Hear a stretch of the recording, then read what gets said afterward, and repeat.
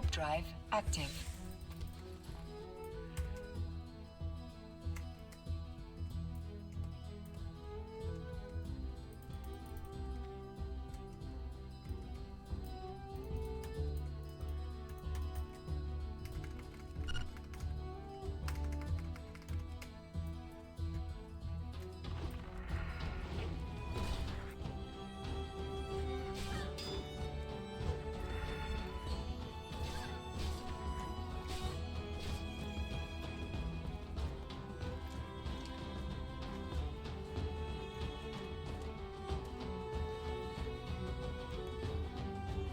Docking permission requested.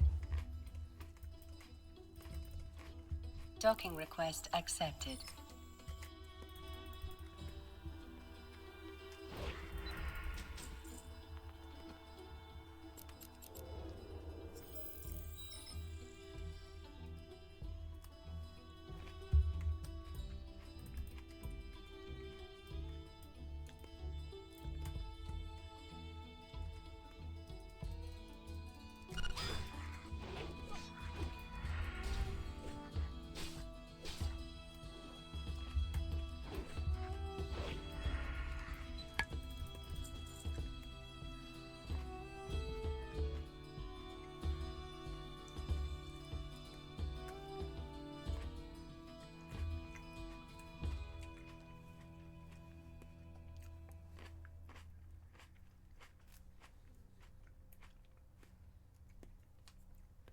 Grapes.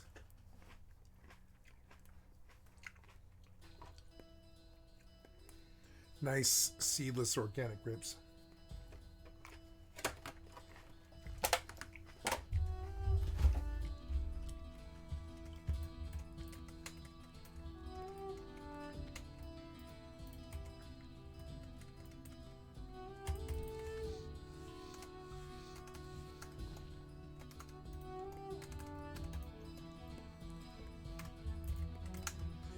I cannot do this client. You're like frozen or something, ma'am. No, you're like frozen.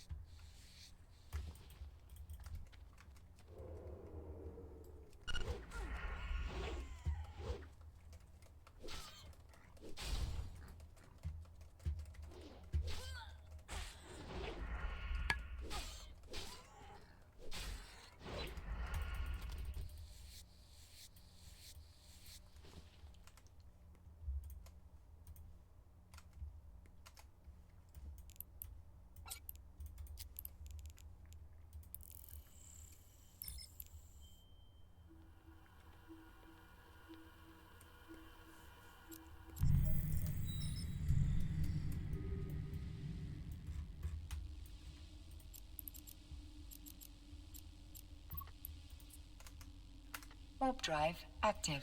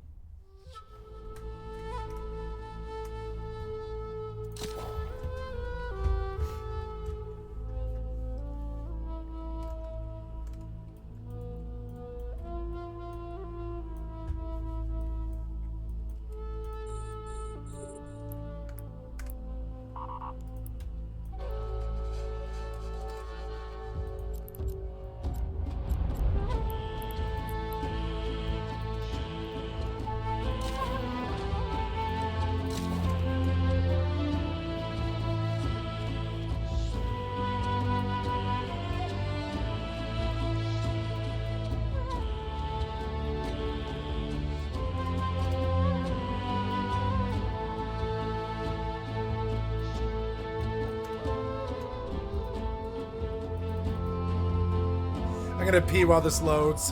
I'll be right back.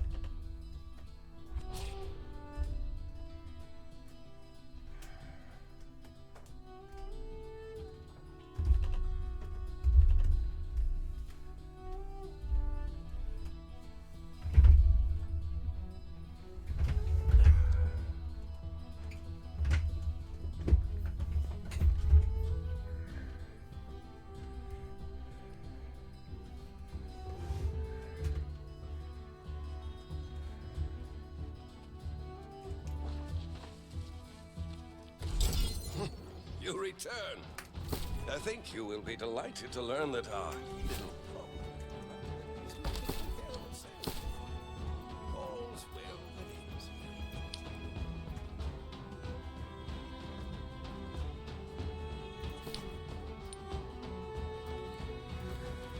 So greenwood is 8 cents, but I want to see how much charcoal is. How much is charcoal? If you're willing to burn it.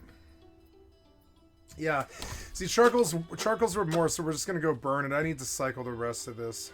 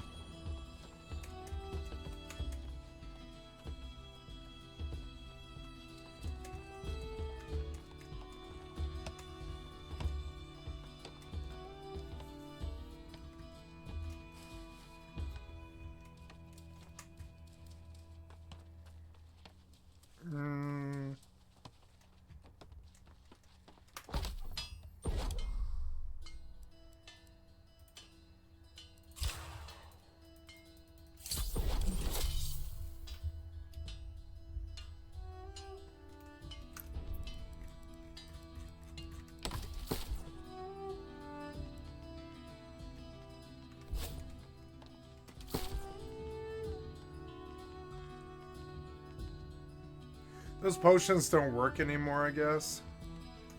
That sucks.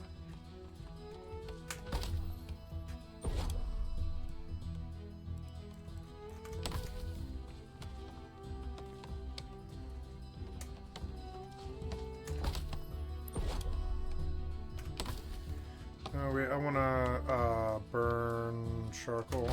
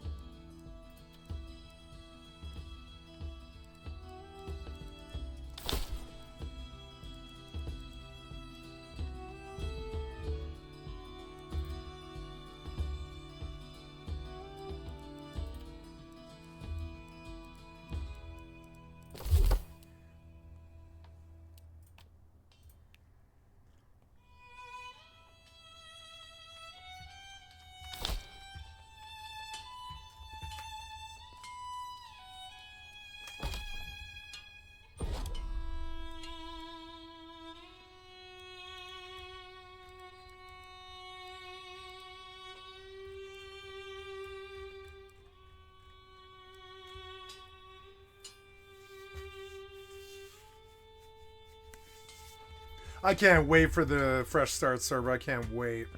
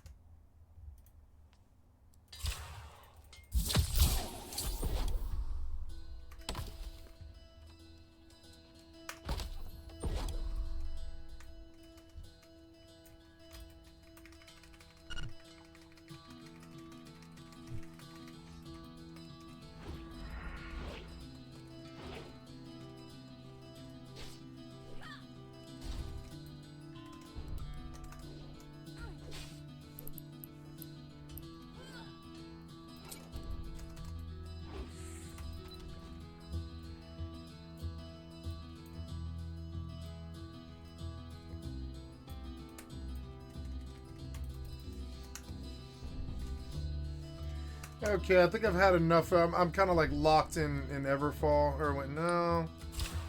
I don't know. No, I think I'm actually pretty much done. Oh no, I don't know. Burning aged wood into charcoal probably isn't such a good idea. Go turn it.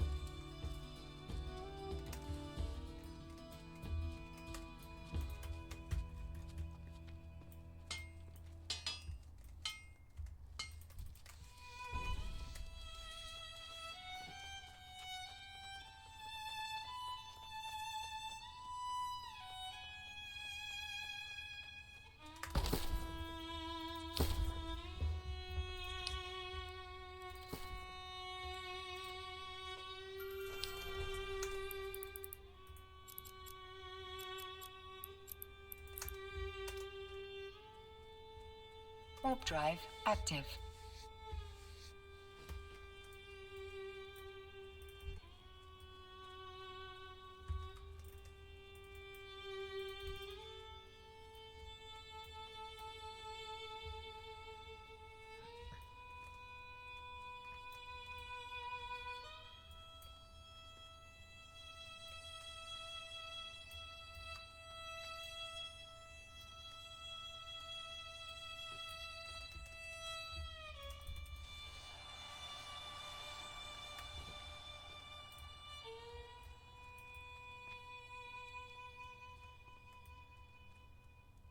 Docking permission requested. Docking request accepted.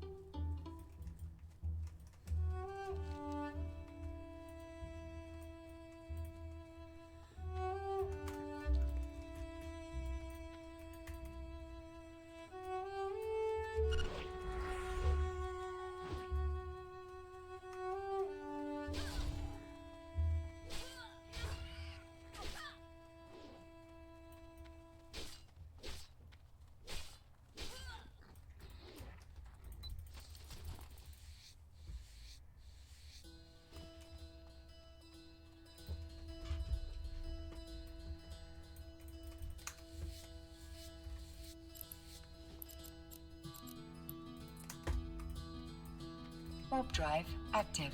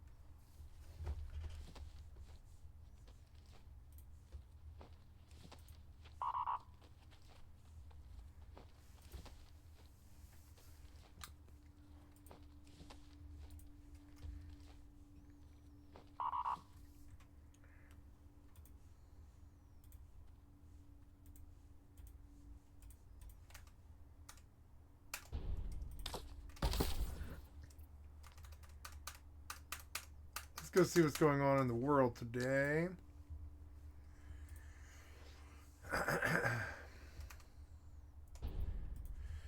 First, yes, first we The do... capacitor is empty. Oops,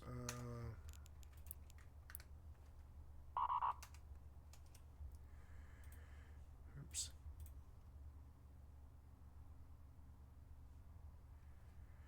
Now it's the perfect time to play New World as a new player in 2024. Tel Aviv protests, Cringe Pony, TV, September, Out the Rails comedy show, the internet one. The Off the Rails comedy show. Okay. Solo Do announced a shutdown. Low poly survival game is shutting down after 5 years of Ruslan.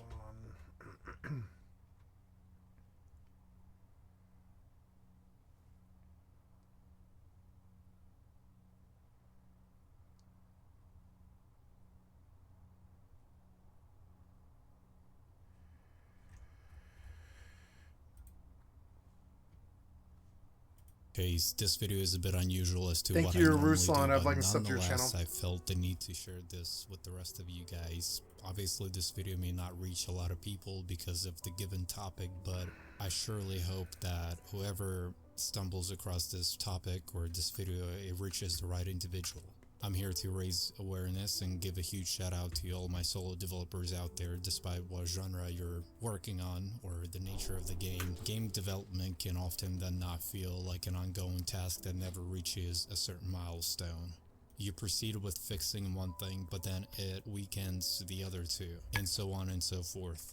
There's gaming studios out there that handle tasks with a carefully designed development team that's been hired for that particular position. People in charge of different things and responsibilities. You have people coding the game, you have people working on animation, level design, art design, you name it. Despite having a full paid development team working on these games full time, yet the mistakes are still being made and complications still arise. And those mistakes are being made by studios that have a substantial amount of money, let alone a very significant amount of employees that can surely patch an issue. Those studios have the money to be able to make those mistakes and handle them accordingly. The kind of money that is there as a safety net to ensure that people working on the game, their time is still valuable and worth the frustration. But then on the other hand, you have people that develop games out of passion and love for games. Sure, those people can also be classified as self-motivated individuals that want success in life and, more importantly, have something to be proud of. Those are the people we call solo developers. Those are the people that wear different hats. They're the CEO and the janitors at the same time. There's no difference in workflow between. It is 10. Yeah, I'm gonna have a snack of like a banana and an orange, I think. I'll be right back.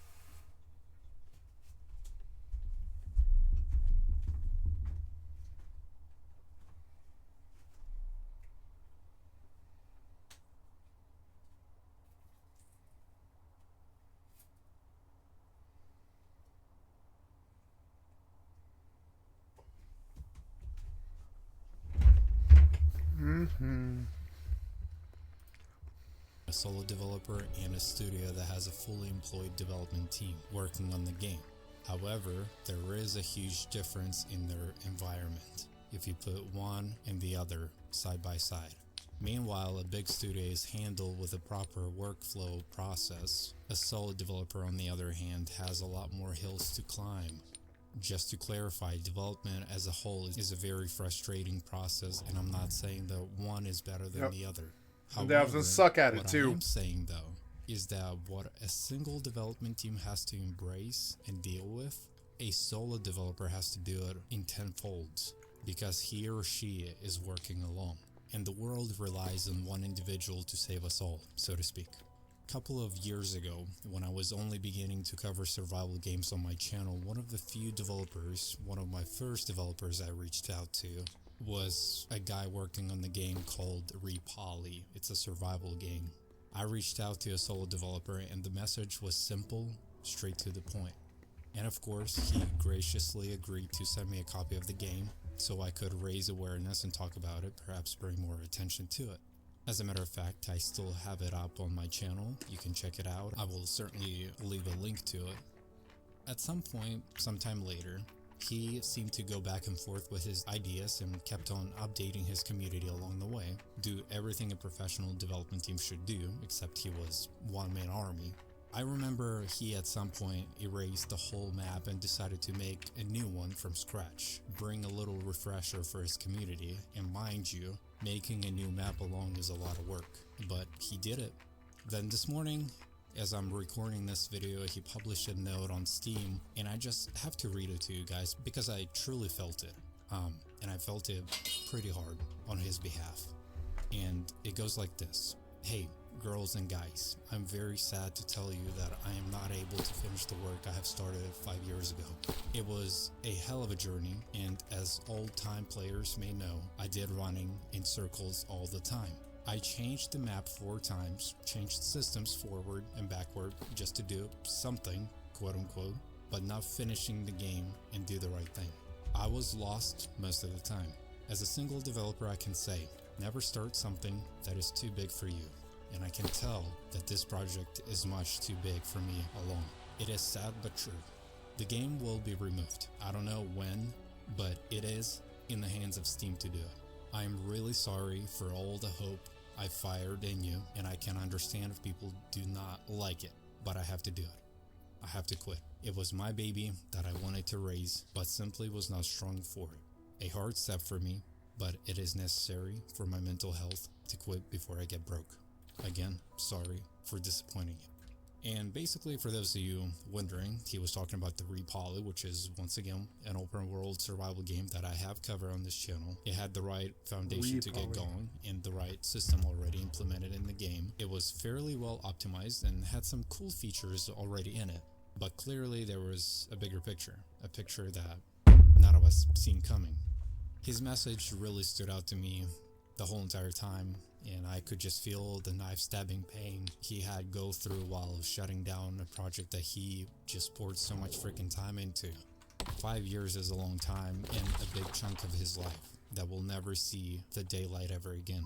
I mean, that's 5 Christmas nights, 5 Thanksgivings, and just a ton of memories, and most importantly, sleepless nights working on this game that unfortunately never got paid or recognized the right way. It's essentially choosing to starve your own child in order to not drown both. But I'm happy and proud of him for choosing his mental health most importantly over his project, even if it means letting go.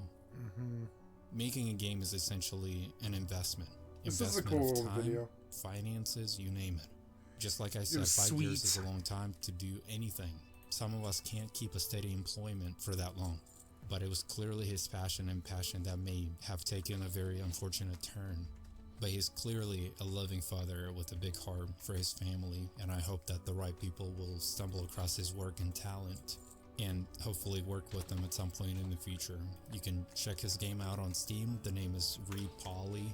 It sounds like it'll be removed here very shortly on Steam, but I felt the need to share this with you guys. Game development is hard work. There's a lot going on behind the closed doors. The moral of this story is, count your blessings, but there is nothing in this world worth your mental health and your happiness. Some of these coders are like breaking. That's funny. You know, if you can't take the heat, get your ass out the kitchen. We on a mission.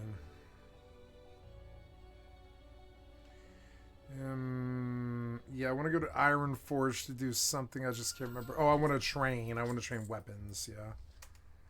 Yeah, the graphics are. Yeah, but the performance is. Yeah, like it played my own video. Fucking awesome. So, now it's pretty time to play New World is. Let's listen to this one. What the hell is that? Oh, something about what was going on. What the hell? Oh god.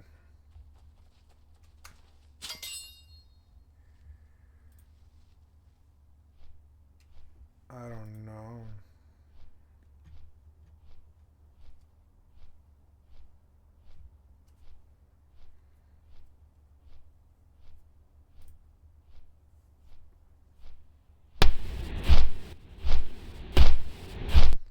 What?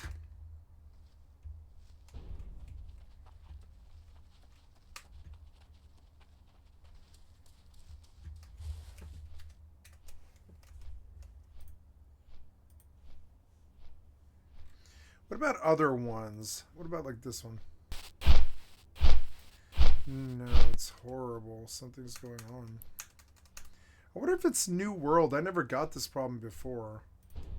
Maybe it is New World. Oh yeah, I have all those weird greens and blues. Yeah, I think I better crack like some of these. Let's sort by gear score. We'll crack the greens on the assumption that nobody will buy them. Oh, the rest of that, yeah, and anything that's BOP.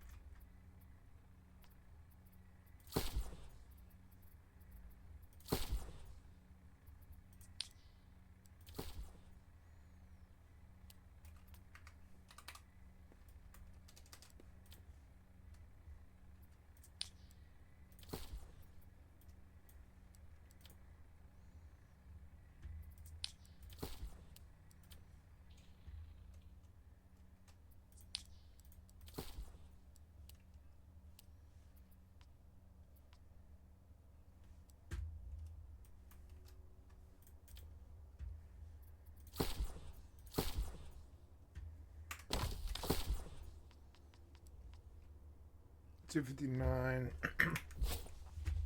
Not bad. Okay, we're down to wait again. Now we go do some missions.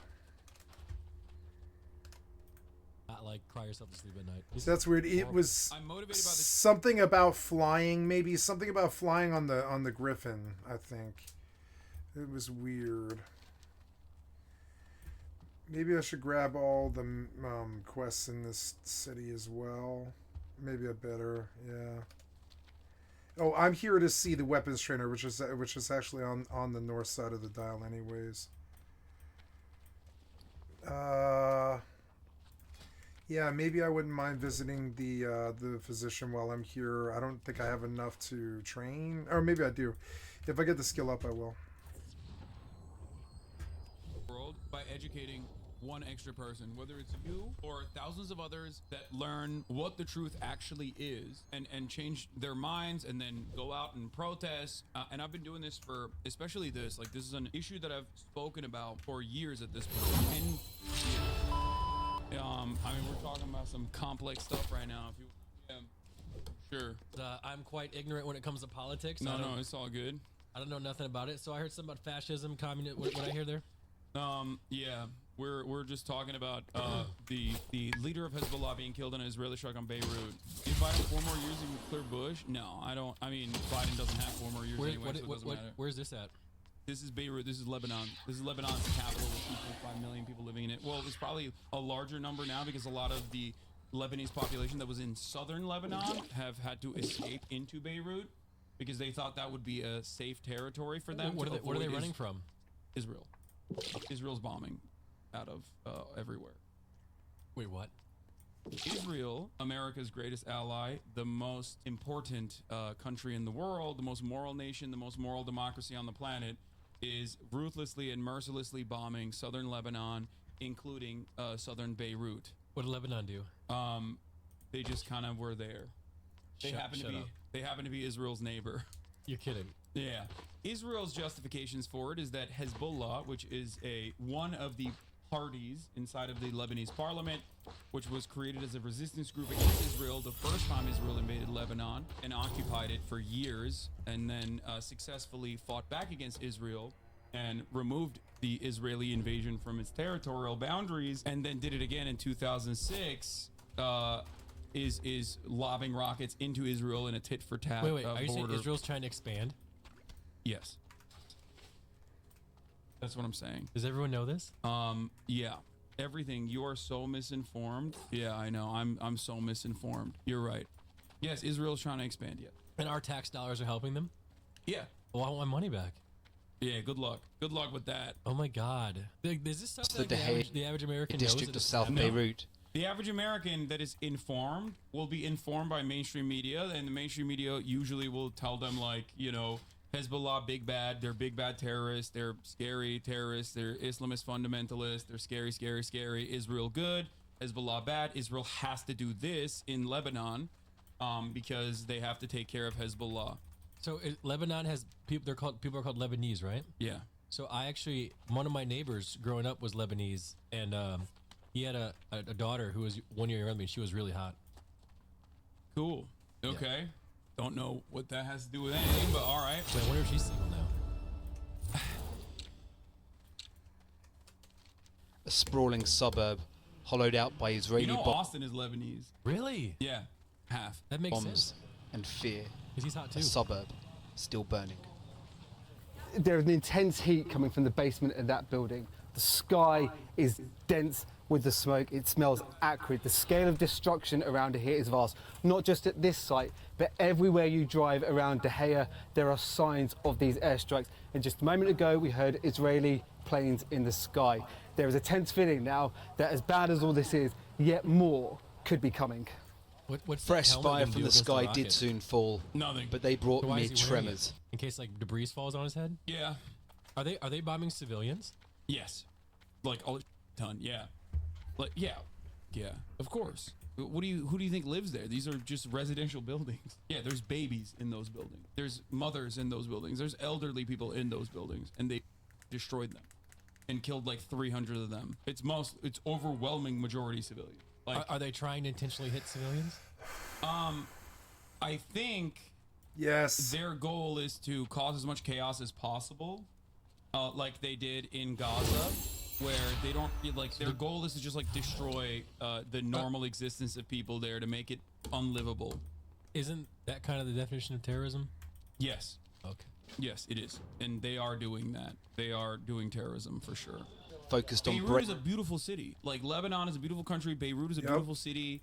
Like it is a very modern city. I see a shopping center right there in the bottom left. It just looks like, you know, it's no different than like Paris. You know what I mean, or Chicago or something. It's just like a city. Yeah.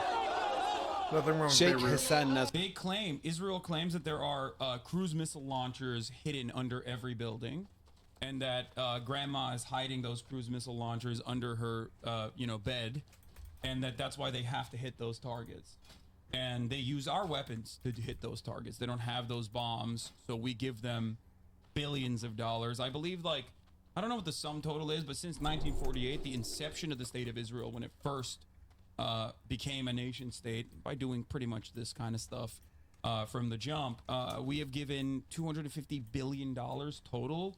And the Biden administration greatly accelerated it post October 7 in terms of like tens of billions of more that we have given to the state of Israel to continue bombing all of these countries. I don't want to sound like an idiot here, but why are we doing that? How do I explain it?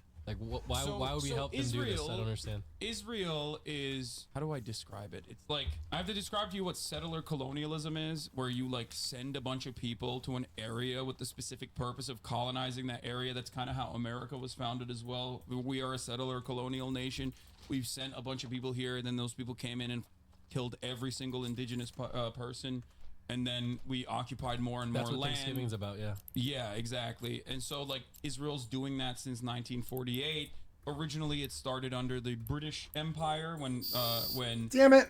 England or British Empire took over Palestine, the area that is called historic Palestine, and they didn't really like Jewish people a lot. This is like, you know, pre-World War II. Who didn't? Most people in Europe did not. They were very anti-Semitic, and so they were like, "Oh, we don't really like Jews that much. I just lost the We ship should right just at the send them end. somewhere. Where can we send them?" A lot of the Christian Zionists predate almost like Zionism being like a Jewish movement. There was a guy named Balfour, Lord Balfour, who made a declaration. Basically, was like, we should ship all of the Jews here in England to the desert instead, to historic to mandatory Palestine. And that's basically how it started in like the early 1900s. One guy did this? Post World War I. Okay. After they took over Palestine from the Ottoman Empire. When you say Jews, you mean Jewish people? Yeah. So this is a religion. Well, Judaism is not just a religion; it's a ethno-religion. As What's in, that? like, there are different. Like, it is also an ethnicity as well as both. Okay. So you can be like a Jewish person. It's matrilineal. If your mother is Jewish, you're technically still Jewish, but you don't have to be a practicing Jew. Okay. And there are different kinds of like Jewish ethnicities under the umbrella of Judaism. You have Sephardic Jews, you have Mizrahi Jews, you have, and it depends on what region they're coming from originally, or what region they lived in historically. This is crazy. This is okay. I did not know this. But ultimately, the one guy who was like, I don't think we should ship the Jews into the desert in England was actually a Jewish guy. Okay. Who was like, no, we shouldn't do this. This doesn't seem like a great idea. But this is like a very long and convoluted history. I want to bring it back to some of the questions you had today. Yeah. Right? What was the last question that you had when I went all the way back to like Lord Balfour? I forgot. But I feel like, can you ship people? They did, yeah. How does that work? Especially accelerated after World War II as well. Was it they put them in like they did with the slaves? They put them in the boats? No. Down there, Like a lot of people voluntarily went as well. Especially after World War II. Like originally, Zionism amongst the Jewish population was looked at in a very negative way. Zionism is the ideology behind like the development of the nation state of Israel being a Jewish ethno state, a state for Jews only for the most part, or a state where Jews have all of the rights and that non-Jews also can coexist but don't have the same set of rights. That sounds kind of racist, brother. It is racist. That is precisely why I say, and many academics consider Zionism to be a fascist ideology, because it is. Yeah. In the more like in a nicer way to put it, if you want to put it in a nicer way, you can say like, oh, it's a way for Jews to have self-determination and sovereignty. So can we as the black delegation claim Michigan and kick everyone else out? I think people have tried that. Why? You know, not for Michigan specifically, but well, America is like Zionism, but for white people. Okay. But whiteness also is not as like hard-lined and as defined as like as Judaism is as an ethno-religion. So whiteness can expand usually. We also did it in Liberia too, but that's besides the point. I don't want to get into that. Got it. But basically, you are legitimately insane. What about what he said is insane? Oh, your question. They never have a follow-up. He'll just say I'm anti-Semitic or something, or lying. There's never like any sort of tangible counter to anything I'm saying. Nope. It's usually just I hate you, you're wrong, fuck you, you're an asshole, blah blah blah. I mean, we'll take it, guys. Yeah. Oh, you asked why we fund Israel so much. Yeah, So, why? There's a couple different reasons, but I think the most reductive way to explain it, the easiest way to explain it. Get some ice water. You I'll are be right presenting back. history in such a one-sided manner. Yeah, you're right, totally. It's very one-sided. No, it's the accurate one. It sucks, but it's true.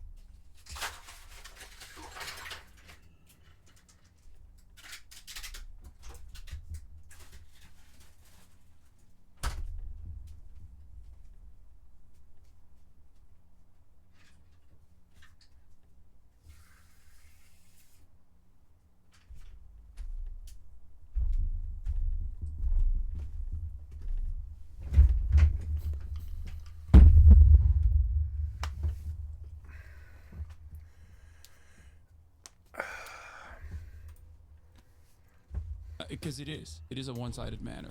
It is a moral wrong. If you are anti-fascist, Zionism at the time was very reasonable. Yeah, that's why all the early Zionists now sound exactly like me, right? Albert Einstein. Go read his letters about how Jewish fascism is turning into Nazism, and you'll understand that, like, perhaps early Zionists who were critics of what the Zionist project became, as soon as they understood that the fundamental principle behind a land without people for a people without land was wrong, because there was people there. It wasn't a land without people. Okay? Violence. Yep, and it's a hard thing. Naked ambition. It's a hard thing. You We rise had to give above the Jews such somewhere. things. You are an inspiration to us all. In progress. Put deletion in their place. Corruption breach is threatening. Corruption breach is no good. Heliopolis Elite cancel, yes. And new mission will show up while I go worry about these. These missions are over there on the west side. I guess I'll go down from... Or, well, I don't know. That one's just out west from... Oh, I don't know. That one's hard.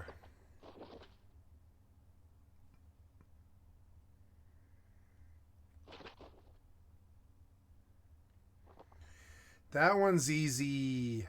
That one's a little hard. No, stairs is no good, so... It's easy to give in to one's base Crisis 2 and impulses. Crisis 3 remastered. Violence, greed, naked ambition. But Purification you rise above such is things. no good. You I are did an this one and it's inspiration fucking to us horrible. all. It's easy to give in to one's base impulses. Violence, greed, naked. It's easy to give in to one's base impulses. Yes, these are good. Violence, greed, naked ambition. But you rise above such things. You are an inspiration to us all. Oh, I see. So vocals, yeah. So voiceover volume I went down.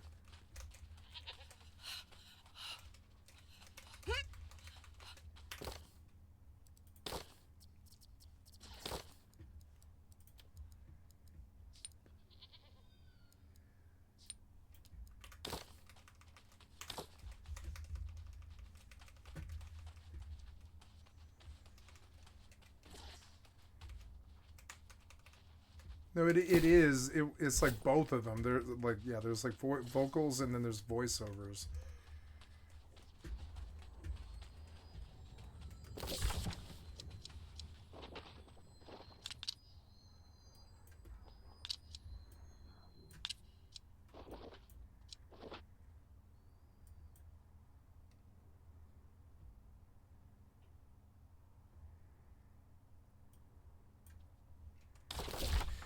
This will be hard to do with a weapon set that's inferior.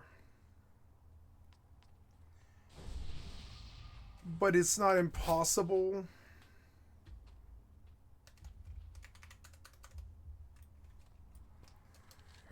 So, yeah, what's over there? The donation of wool. Oh, no, I gotta turn in way northeast. Gotta go do that.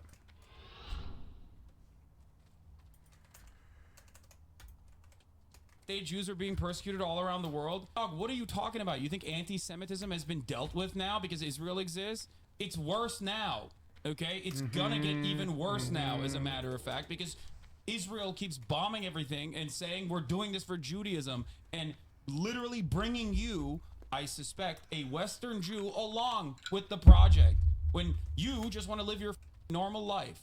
You don't have to hold on to this notion that, like, Jews are a monolithic force and they all care about Israel, and Israel, I don't even think this person is Jewish, by the way, but that's besides the point. The notion it's a white person that without a state, the Jews are being persecuted all around the world is, I'm not Jewish. Okay, then shut up, okay? Shut your stupid ass up, okay? I'm sick and tired of Christian Zionists coming in here and outflanking anti-Zionist Jews in my goddamn community and chirping like this. You didn't even go to, like, Jewish camp. Where did you develop this sentiment? You didn't even get the social conditioning, goddammit. What are you talking about? You didn't go to Birthright. You didn't get your sucked at Birthright.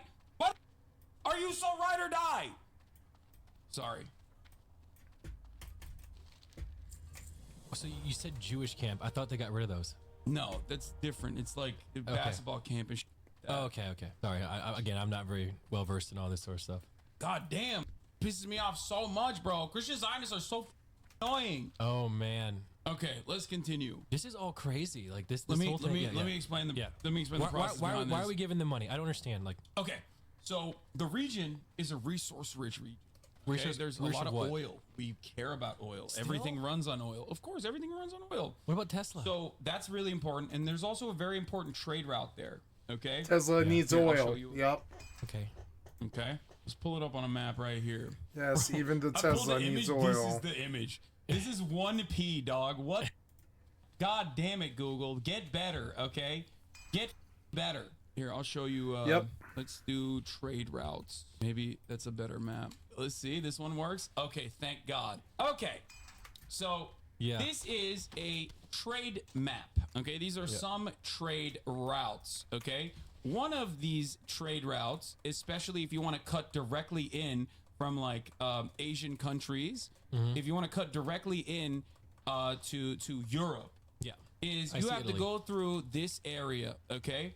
This area that's known as the Red Sea.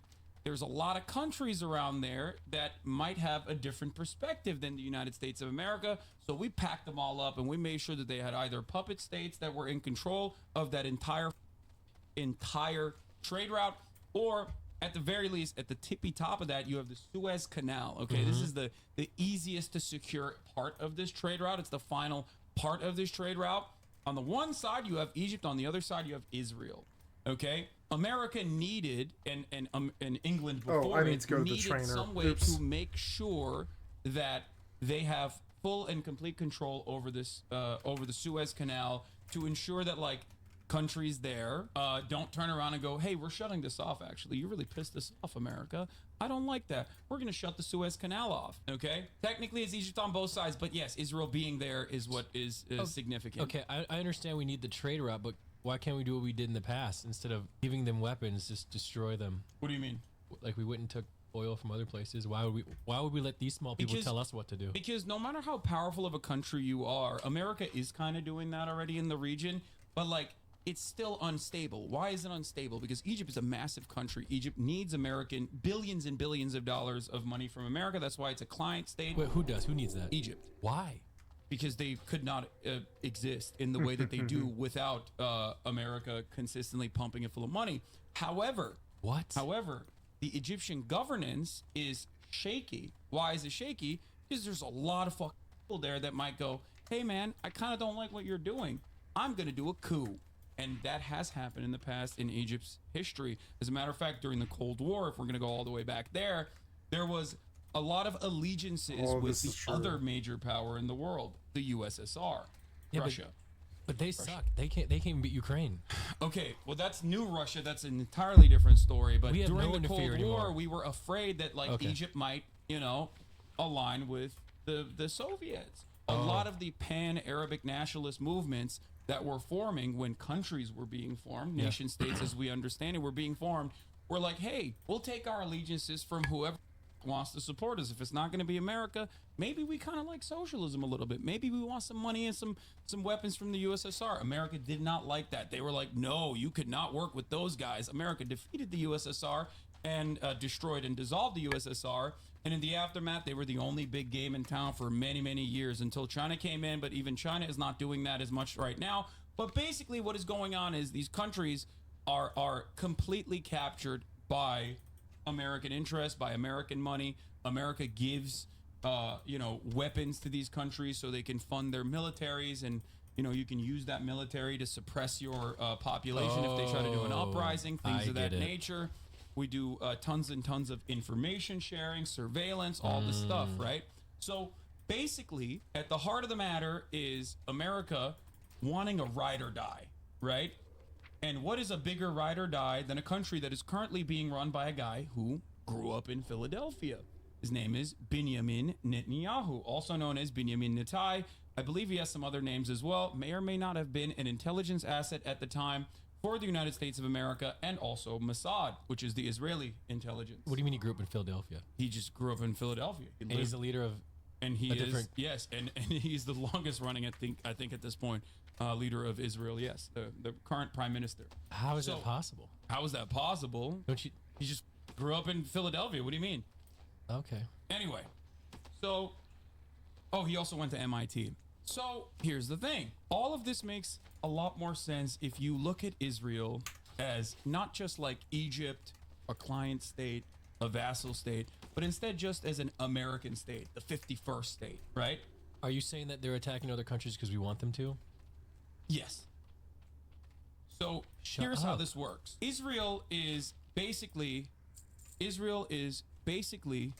another state of the United States of America. That's the way to analyze it. We say it's sovereign, but it's not really sovereign, okay? It's completely motivated and controlled, and there's like, obviously they have their own territorial ambitions and whatnot, but like ultimately America is the big dog in here in the party, okay? It doesn't seem like it right now because Biden is a idiot and very, very, very much invested in Israel's ultra-Zionist project, but Israel is basically the 51st state of the United States of America. And not only is it a state, I like to say it is one of the most important states. Like, it's not like North Dakota. You know what I mean? We could get Dakota. Who cares? United Dakotas. Who gives a no Right. one will think about that ever again. But Israel is significantly more important. That's why it gets more money than other American states. So Jesus. that's it. Israel basically is an American state, But- in a Okay. resource-rich region that has its own espionage facilities. So there's like plausible deniability when they do stuff. You're like, oh, that's a different state. That's not us. Come on, guys. It has its own unsinkable aircraft carrier, basically, in the region that we're constantly giving them all the newest weapons and newest toys that we develop in the United States of America. And our tax money completely funds and props up the Israeli state. And that is precisely the reason why in the American stock market there are more Israeli companies than there are Indian companies and like 3 or 4 other nations combined. So our partnership with Israel is like this, okay? So who's Testify. like making these calls? Because it's Biden can't even think. So like who's making these calls? Like who's in charge? Like who's running the show? Nobody. I think what Nobody.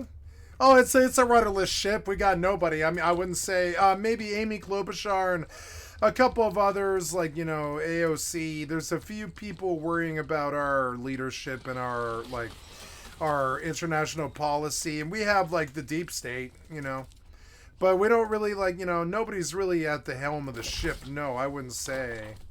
It sucks. I mean, it's terrifying, but it's true.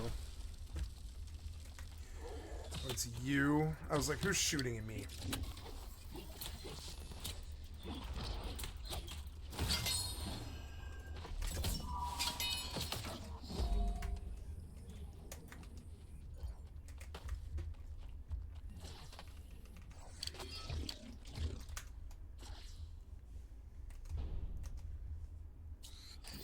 a lot of the people that Biden has surrounded himself with are all on board with the interest of Israel. They're like, yeah, they're going to keep doing this. They're going to keep pummeling, but I think it's okay because, you know, they're the good guys and everyone else is the bad guy. I don't see how this is, like, for the average American, why is this good for us if Israel's pummeling this area? It's not good for us. How do I explain it? It's not good for us. There's two different ways to describe it. It's good for the leadership, but it's not good for us. It's not beneficial. It's not beneficial even a little bit. But I guess the American government does a lot of stuff that's not inherently or immediately beneficial to the American interest, but we do it anyway. Why did we go to Iraq? Why did we invade Iraq? Was that beneficial? Was that George Bush? Yeah. Well, Junior, right? Dick Cheney and him, yeah. Well, didn't... Oh, okay. Dick Cheney was his vice president. There's a couple different reasons why it's beneficial for some American interests. One, we get to take oil and control oil and extract oil with Western corporations. We parse through their natural resources as we usually do in many parts of the global south. But beyond that, there's also an industry that matters perhaps the most in the United States of America. Broadly defined, the military-industrial complex. Okay. And basically, the military-industrial complex is very important to us because it is our manufacturing. It is at the heart of our manufacturing. So one kind of manufacturing that has not moved overseas, when a lot of our other manufacturing has moved overseas. So making weapons. So making weapons is very important for us. Doing R&D for weapons is very important for us. Taxpayers fund the weapons research. Taxpayers fund the wages. Taxpayers create the factories so that we can make more weapons. And then when we have weapons, we got to use those weapons, right? Obviously, you're going to go somewhere. You can't just like have them sitting in a arsenal somewhere going to waste. Gotta kill somebody. This is all about money? Yes. Yes. Oh, I mean, it always is. More than everyone already? Well, how do we get here? I mean, are we good? And also, who has them? Is also important because that's what I'm asking you. Because the reality is we like to talk about the GDP, right? Or we like to talk about like our overall output and how much money we have as America. But what good is all of that money out there as, you know, numbers on a board if the average American can't actually heal itself? The average American can't go to the doctor without, you know, going into medical bankruptcy. Does that money matter all that much? Like, it's great. We're one of the richest nations. We are the richest nation on the planet, richest nation in history. And yet we can't take care of our own citizens. We have tens of thousands of homeless people on the streets. We have people who need health care. We have no mechanism of competing with the rest of the world in terms of like our education. Our education is also paywalled for no reason. Other countries don't do that at all because they understand it's probably better to educate as many people as possible. They have to be doing it on purpose. Yeah, I mean, it's short-term. It's an endless death spiral caused by short-term profits. You got it. Man, we're all up, huh? Yes. And that's definitely... I thought my problems were problems. Like being single and alone, but... So... Not really that big of a deal compared to this. So, yeah. Basically, the short and sweet of it is that Israel must exist. Israel must exist in the ways that it does as an American vestige of empire in a resource-rich region that is, at any moment, can immediately take control over a key trade route here. Okay? Because if it doesn't, then, you know, they're cooked. And what has actually happened in post-October 7, when Israel started relentlessly bombing Gaza, a territory that is basically an open-air prison that it currently, and pre-October 7, occupied, restricting trade, refusing to allow them to build water wells, build airports, build a port for their ships. Can they turn off like the power and the water? Yes, and they did. They did. That is not a fair fight. Defense Minister Yoav Gallant, in the immediate aftermath of October 7, came out and openly stated, the defense minister of Israel, Yoav Gallant, who is a war criminal, and that's not just me, that's the international court, the ICC, the International Criminal Court, is also has decided that he is very likely a war criminal. There's a warrant, there's an application for a warrant out for his arrest for war crimes. Now, Yoav Gallant said in the early month of October, Israel was fighting against animals, and that because they're fighting against animals, they have to turn off their water, their electricity, and their food. That's what's up. And they did do that, and then people were like, hey, you can't do that, that's a war crime. And you did anyways? And then they basically, like, slowly but surely just changed the faucet a little bit. But yeah, here it is. This is 5th day of heavy fighting between Israel and Hamas today. As the death toll soar, more than 1,200 Israelis and 1,100 Palestinians are now dead. This was early October, October 11. Gaza cut off from food, water, and fuel as Israel's punishing bombardment continues. Man, this is tragic. Has anyone talked about a solution? Is there even one? There is, yeah, dissolving the apartheid. But that's not what I was going to talk about. The reason why I brought all this up was because the Houthis in Yemen, after a rigorous bombing campaign that Saudi Arabia, another one of our very important allies, not as important as Israel, but still very important ally in the region, alongside the UAE right here, was bombing the out of this country called Yemen. This country also has, different sects of Islam, like different religious sects that operate within its boundaries, and there was always some infighting, and there was a group of guys that called themselves Houthis. They are of a similar sect of Shia Muslims that are backed basically by Iran. They take control. They take control of the country in the during this genocide that is occurring in Yemen. Genocide backed by, again, American bombs that Saudi Arabia is doing. There's a full-blown blockade. People can't get food. They're bombing buses with American bombs. Again, we're giving Saudi Arabia bombs so they can do this, and the UAE as well. And there's different groups that they're backing. There's always like a guy that you have that you're like, oh, well, this is my guy. This guy should be in charge, actually. But then everyone's like, well, we hate that guy. They might not even like the Houthis themselves, but they're like, but we don't like this guy either, right? And everyone is trying to take advantage of that situation. All these other regional actors are trying to take advantage of that situation. Houthis basically come out as the victors from that, okay? And they set up a new coalition called the Ansar Allah movement in Yemen.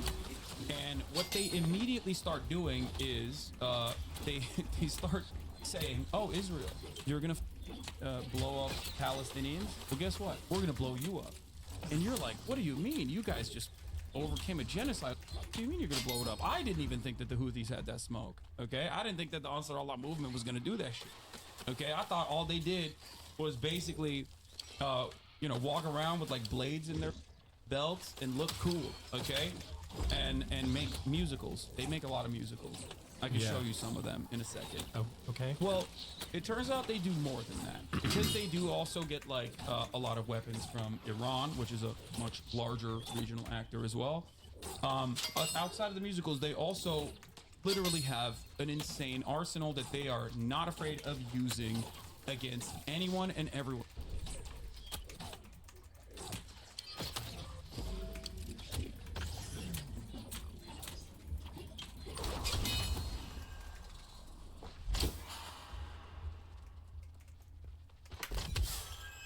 So they go, guess what? Hey, you like the Suez Canal? You like the Strait? You like the Red Sea right here? You like that trade route? It's gone. How are they going to do that? America does it all the time. How are the Houthis going to do that? Well, they go, listen, you want to bring a ship through here? We're going to take it. So that's exactly what the Houthis start doing. They start sending in helicopters onto ships and taking over the ship like and Rust. going, it's our ship. Yes, exactly like Rust. Wait, we gotta have that. They're doing cargo. We have the, yeah, here it is. Is it Rust? Bro, they got the Palestinian flag that they painted under the helicopter with the Yemen flag. They start overtaking the ships. And they're like, guess what, dog? No more trade to Israel. If you're an Israeli, if you're owned by an Israeli corporation, or if you are actually sending ships to the Israeli port of, it's not Eilat, it's the other one that is now bankrupt. But what was the other port? Haifa, right? Is it Haifa? Is Haifa the bankrupt one? Anyway, there's a lot of. He killed me. He sat at one health for so long. They were like healing him. Come on, man. An Israeli subsidiary. If you're owned by an Israeli corporation, we're gonna take over your ship. You cannot use this trade route anymore. Guess what, bitch? Our territorial boundary and we're gonna enforce this until you stop doing genocide in Gaza. Because they say it. They're like, listen, we don't like you. We're not a fan of you. Okay. This is like a third party.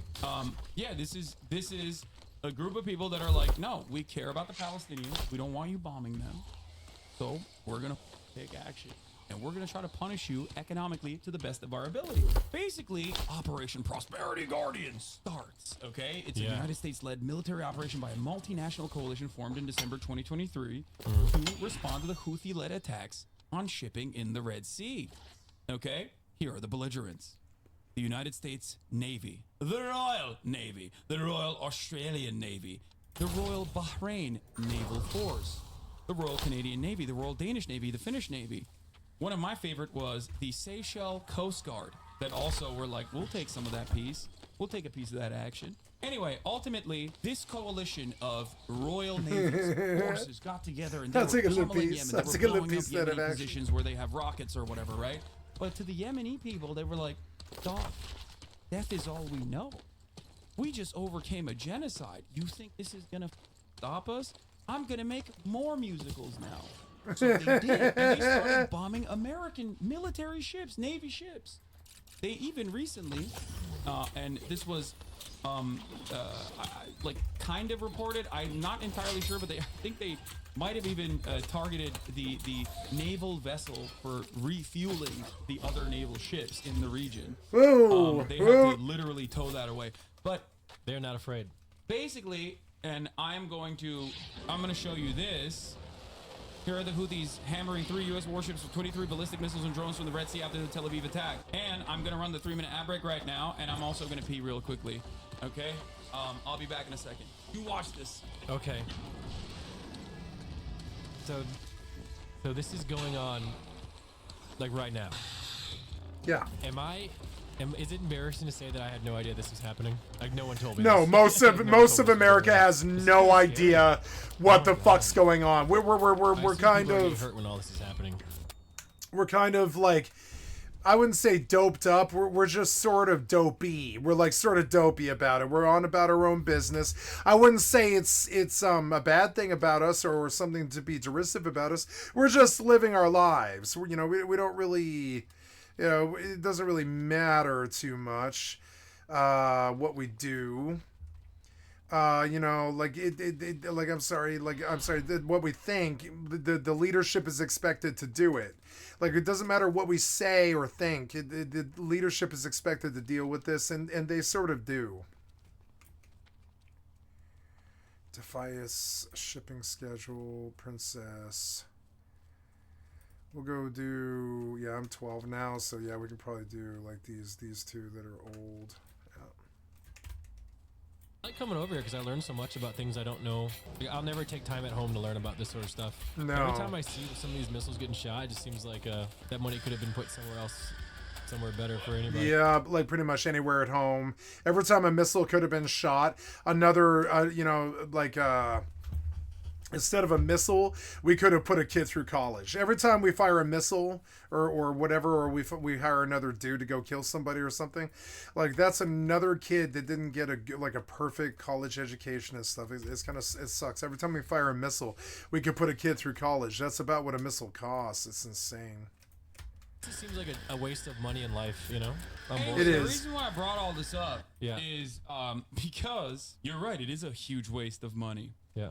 And it's especially a huge waste of money because the Ansar Allah movement, the Houthis in Yemen, said there's an alternative out there where we don't have to do this, blowing up ships, right? Who said this? What is this? Oh, this is, hold on. There is an alternative out there where we don't have to wage war like this, right? It's a beautiful, prosperous alternative. It's called Israel Stop Doing Genocide in Gaza. Right. But they said it. They were very clear. They're like, we'll stop. We don't give it. It's not like we love blowing up the ships. Just stop doing genocide in Gaza. But Israel was like, no, we have to keep doing genocide in Gaza. So America was like, of course, Israel is our ally. We have to do everything we can to bring them to heel. Is it really that black and white? Pretty much. I mean, I'm simplifying a little bit, but at the end He of sounds it all, like Cenk Uygur. Okay. Operation Prosperity Guardian. Yeah. Was it a success? We are the most powerful navy on the planet. I mean, look at this. Look at all these people. Look at all these places. Look at everything that's going on. It was a whopping failure. It was a massive failure. The Houthis were determined. They were not able to stop the bombing campaigns. And America, in the process, spent billions of dollars and attacked and never stopped attacking Houthi positions over and over and over again. And at the end of it, they said, we're throwing up the flag. We can't deal. It's done. Is it still going on in the trade route? Are they still going after ships? Here is a very funny moment where, here, let's listen. So someone asked Biden, are the airstrikes in Yemen working? Well, when you say working, are they stopping the Houthis? No. Are they going to continue? Yes. At least he's honest. Yeah, and that's precisely what happened. And basically, it was a spectacular failure with American media openly admitting its failure. Here is... Why am I in combat? Let's see what the total cost was at the end of it. Operation Prosperity Guardian failure. Operation Prosperity Guardian... a colossal blunder demanding an unyielding response. This was back from August, okay? They wanted to annihilate the Houthi infrastructure. They wanted to end the floundering. And, this guy is like advocating to go all in, I think. Enable disaster, fix it now. Ultimate goal, neutralize and deter. Call to arms, no half measures. Okay, where is the actual cost? I need to see it. Not the fucking Navy equipment cost. Tell Nick about the aid pier cost. Oh God, that was even crazier. For that, I need to describe to him like the rules of waging war and what you have as a nation state, like the obligations you have to the civilian population. You have to allow humanitarian aid to flow into the areas that you're bombing so that the civilians don't get killed.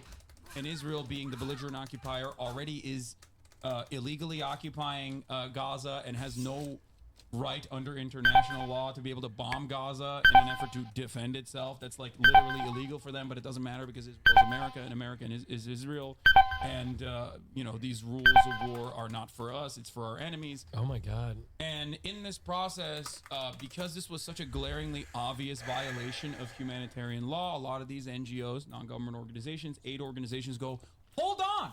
You can't stop the flow of humanitarian aid into a civilian population. That's a war crime. It kind of seems like you're trying to genocide these people, Israel. So America goes, we got it. We will fix this problem. Now, did they actually want to give humanitarian aid to the Palestinians? No, they don't give a shit, right? Is that when they dropped the packages? That was part of it. Yes. I saw that. That was part of it. Didn't the package hit somebody and kill them? Yes, it did. The other part of it was, let's build a pier. And on May 17th of 2024, this $230 million U.S. Gaza aid pier opens. There it is, that pier. It doesn't look like that. Spoiler alert, the pier is gone because in May 25th, it's damaged. June 7th, it's reconnected. UN pauses distribution on June 9th because Israeli forces killed 274 Palestinians and operate a helicopter in the vicinity of the pier, leading people into believing that maybe the pier is actually being used for military purpose. You can't do that for humanitarian aid. This is not a dual-use utility. This is a single-use utility. It's supposed to be for humanitarian aid being delivered. Also, the question on everyone's minds at the time was, why do you need a pier? You have direct open routes from Israel into Gaza that Israel controls. Why can't you send the trucks in? Why not? Why not? Because Israel was not interested in that. They wanted to limit the amount of food that was going in because they wanted to cause chaos amongst the civilian population. Why is this pier so expensive? It looks like... It's expensive because everything that the American government contracts out to private parties or everything that the American Defense Department pays for is expensive. It's all inflated. It's all bloated. This thing looks like you can get a guy from Alabama to make it in about 2 weeks. Anyway, but the real reason why America did this is because we wanted to defend Israel from the PR front. See, Israel is letting us build an aid for build a pier for humanitarian aid to go in. If they were the big bad, if they were in violation of human rights, and if they were doing a war crime and not allowing humanitarian aid to flow into the civilian population in Gaza, they wouldn't have let us build this pier. But the pier never actually served that purpose. The purpose of it was to do PR, and it even failed on the PR front because the pier failed multiple times. June 14th, pier is removed. June 19th, pier is reconnected. June 28th, pier removed again. June 9th, announced it is briefly reinstalled, but it failed. And on July 17th, the pier officially closed. This was a $200 million process in which defense contractors made some money, right? paid a lot of people to build the pier. We paid the people to ship the pier over there, all the parts and whatnot. But ultimately, it was a $230 million marketing initiative to make it seem like Israel wasn't doing a genocide when it actually was. Why is this important? Because we fund most of Israel, but especially its military. Right. We are responsible for 70% of the munitions that Israel gets. We keep giving them more and more weapons, both on the defensive side for the Iron Dome, the Arrow 1, all the way to Arrow 3, David Sling defense systems that they have. It's not a real dome. It's just like Tamir interceptor missiles that we fire. Okay. Very cool tech. Yeah, I know. We also were responsible for building it, but we don't give it to anybody else other than Israel because Israel's the best. So, and Israel refused to let Ukraine have it because Israel's the best. Israel's the best. Anyway. Yeah. At the time when Russia was invading Ukraine, Ukraine was like, hold on, I'm Jewish. That's what Zelensky said. I love Israel. Am Israel Chai. Can I please get the Iron Dome? Benjamin Netanyahu said, no, you cannot get the Iron Dome. Is it up to him? Everything's up to Benjamin Netanyahu. He can do whatever he wants. Anyway, oh my God. You're forgetting. Yeah. Israel's the best. The most moral nation. It's the only democracy in the world. 51st state. Yes. Okay. So we love Better Israel. than America. Am Israel Chai. Okay. So, but why is it important that it has to seem like Israel is not directly stopping humanitarian aid from going in? Because we are a nation of rules and laws. And one of those laws is a law called the Leahy Law. This law indicates that it is illegal for the United States of America to continue giving weapons to an ally if that ally is in violation of human rights. Oh. And this is a clear-cut definitional violation of human rights. It's a Jim Leahy law. Here is the problem. Yeah. If they're directly violating that law, then we're doing something that's illegal in our own books. We can't do that. So what did the American State Department do? Change the law. I don't know. No, they didn't change it. They basically just said, oh, no, they're not doing it. They're not violating the law. Now, recently, ProPublica, phenomenal investigative reporters, found a memo from USAID, U.S. Department of Aid. Okay? It's another wing of the CIA. It's another wing of the State Department. And basically, this memo showed, and this memo was sent, it's a 17-page memo that was sent to Antony Blinken, that Israel was deliberately blocking humanitarian aid to Gaza. Two government bodies concluded this in their report. And Antony Blinken, you're so biased, it's disgusting. I know, I'm so biased. Like, I mean, the thing I'm is, so biased because I'm not lying. Like, that's what it is. How can Okay, you be you want me to biased, just like- lie, I think. either it happened or it didn't, right? So how's it biased? Like, exactly. These Like, people, did this happen or not? these Like, people there's no bias never, here. they never have a counter. They just go, you're biased, you're anti-Semitic, move on, okay? Anthony Blinken Bullshit. said this memo. Who's Anthony Blinken? Anthony Blinken Our is defense the head minister. of the State Department. Oh, Secretary of State. got it. He's in charge of like everything. Okay, he's in charge of like all of our, he's one of the most significant, most consequential aspects of America's foreign policy. Did he get elected or appointed? Appointed. He is a demon. Anyway, so there's documented evidence, but I'm biased for saying that there is documented evidence. Anyway, so U.S. Agency for International Development, USAID, delivered his assessment to Secretary of State Antony Blinken, and the State Department's Refugees Bureau made its own stance known to top diplomats in late April. But Antony Blinken was just like, nah, it's fine. It's not happening, and refused. And then further lied to Congress officially in like official meetings that he had with Congress, consistently and repeatedly lied to them and said Israel's not violating human rights, and Israel's not stopping the delivery of humanitarian aid. The problem is Israel was doing that in such a glaringly obvious way that we didn't need a memo to know that.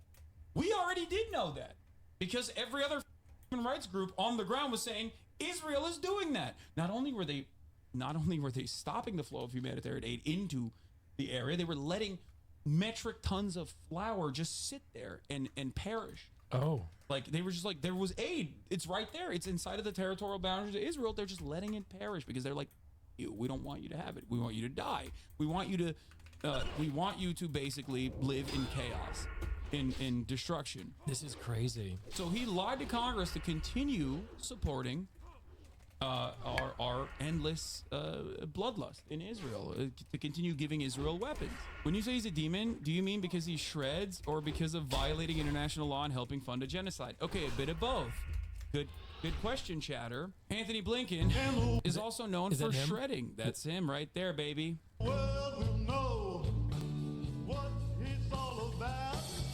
This is a joke, right? No, I'm him. Who? The devil? Is that what he's singing about? Yeah, I mean, he's had a couple different tasteful moments, such as this one. So Israel wasn't just denying humanitarian aid from entering Gaza. Israel also was killing humanitarian aid workers at a rapid clip.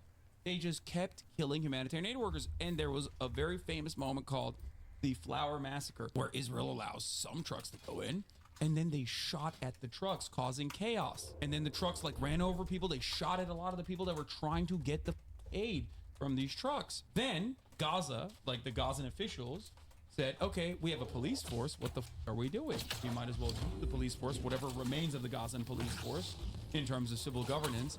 So the Gazan police chief was like, we are going to do a single file line. We're not going to let chaos happen when we are trying to get aid out.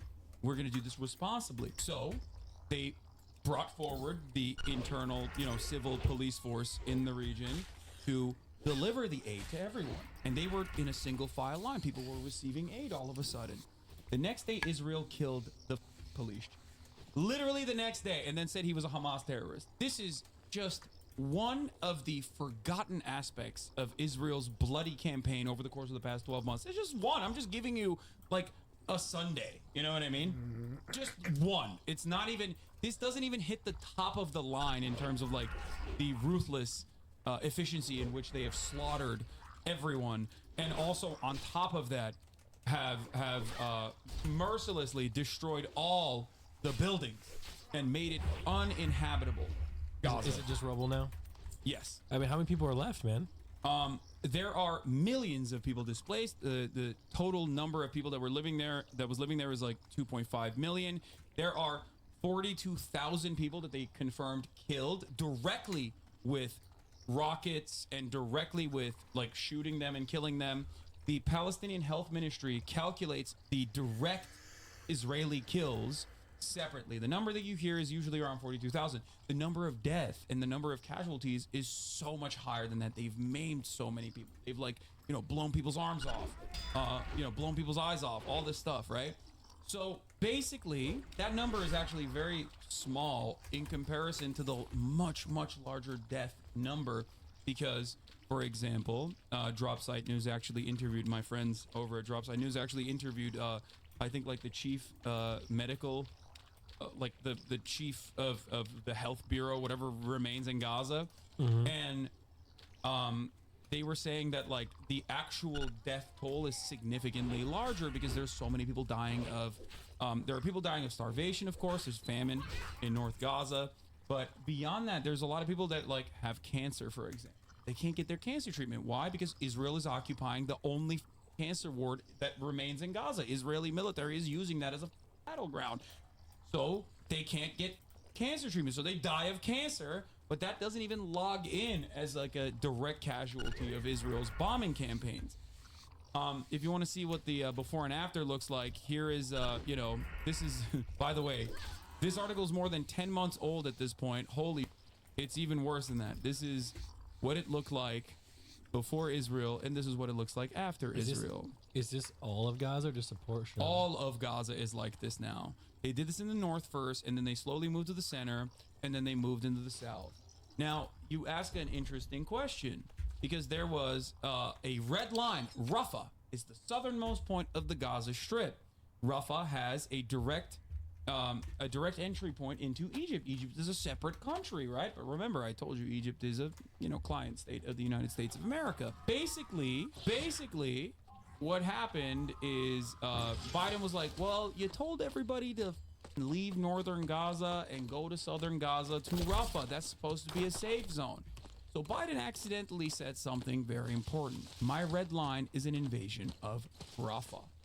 Do not invade Rafah. That's my red line. And at the time, Biden was actually also like, he had stopped one of the countless amounts of weapons that they were sending to Israel. One, Israel was very mad about that. They were like, how dare you do that?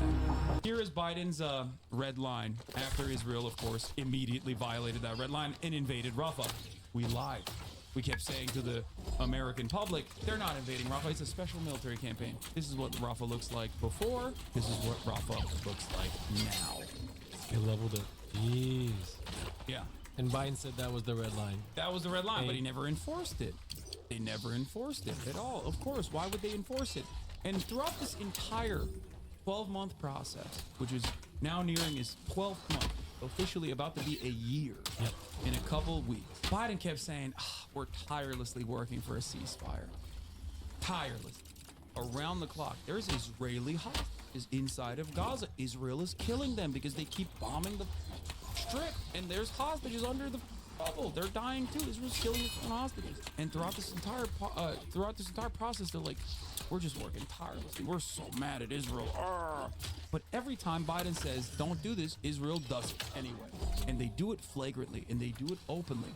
And in the process, they also get one other assurance. America's never going to stop them. And America is actually going to keep giving them more weapons. Because America says, don't do this. Israel does it. America turns around and gives another $9 billion worth of weapons to Israel the next day. That's kind of embarrassing. This past week. This happened this past week. Yeah. Why don't we put our foot down? Is it because we really don't actually care? This is the most complicated answer of the entire equation. Beyond what I just explained to you, it's like it doesn't make any sense. Like, enough is enough, right? It's really embarrassing for America. America's losing its soft power capabilities. America can't no longer dictate the rest of the world in the same way, because they can always be like, oh, really? You think Russia is doing a bad job? Well, how about Israel? That's what many people are saying already, right? People that are aligned with Russia. Make no mistake, what Russia is doing is also unjustifiable. They're doing America in Ukraine. But the problem is, when you can't rein in your attack dog, dog's off the leash. Then when your dog is off the leash and you just keep giving your attack dog more meat to grab onto, ultimately, people are going to look at that and go, well, I don't know if I believe you, man. I don't know if I believe that you want to be you are ready to be the world police. It seems like you are not. You're weak. And that is true. That is precisely what's going on. America is getting weaker on the global stage. China is actually doing a fantastic job with soft power initiatives, doing global trade. It's a really important trade partner of the United States of America as well.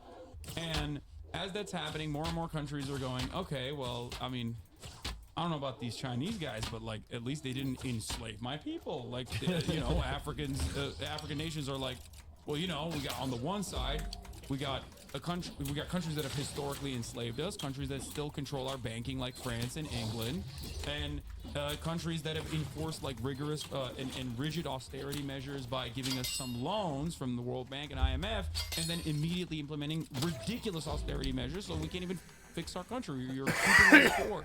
China, on the other hand, is like, we got money, I'll give it to you, and I'll even let go of the loans that I'm giving to you. You want to build a port? Let's go. Let's build a port. You want to build railroads? I'm down. In that process, these countries are like, okay, well, I'm gonna go work with China. America sees that. They don't like it, but they're losing their grip of power around the planet. So they are desperately clinging on to whatever ally they have in the region, Israel. How does China feel about this whole Israel-Gaza stuff? Do they make any statements about it? I mean, they keep saying Israel should stop killing Palestinians or whatever, but overall, China also trying to get surveillance technology from Israel as what is known as the Pegasus system. It is the most technologically advanced surveillance mechanism known to man. It's so good that the American government actually said, Israel, you can't do that. Why? Because it can break into anyone's phone. Anyone's phone. This is real? This is a movie? Yeah. No, this is real. This is not a movie.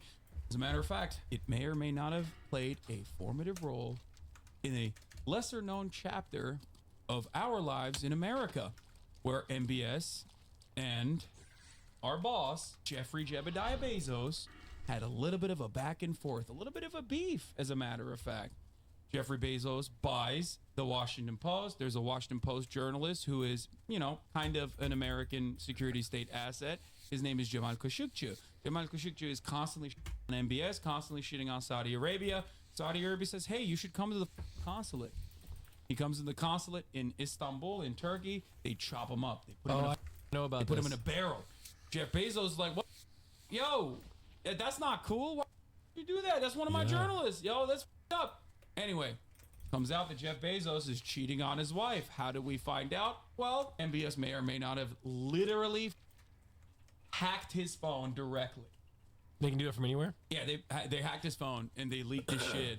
And anyway, Jeff Bezos, obviously being such a powerful person, basically packed it up. But at the time, America was like, yo, this technology is crazy. It is way too, it is way too invasive. You can't have that, Israel. And then they were like, but also we can have it, right? Please give it to us. Did we get it? Yeah, we use it too. Everybody uses it. A lot of governments. Wait, so my phone's not safe? I mean, if they, I think they have to like get you to click on a link or some. But yeah. So anyway, but it never really was. Yeah. Moon, I'm coming, buddy. No, I'm just kidding. So yeah, it hacks iPhones too, and iPhones were supposed to be very secure, obviously. That was a joke. So, I work in cybersecurity. They have no-click RCEs, which means they can do it from anywhere. I know one where a message gets sent to you, and they get full control without clicking a link. Okay, I didn't know that.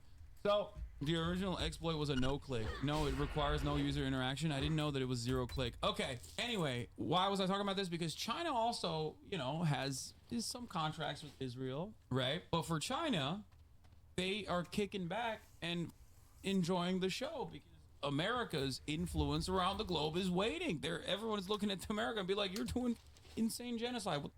Stop it! Stop it now!" And they're like, "Oh, we want to stop it." And then Israel's like, "To America, I will do whatever the f I want." So that makes America look weak.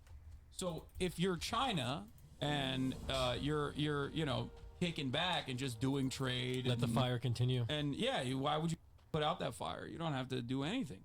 So that's basically the Chinese position at this point. I got another question.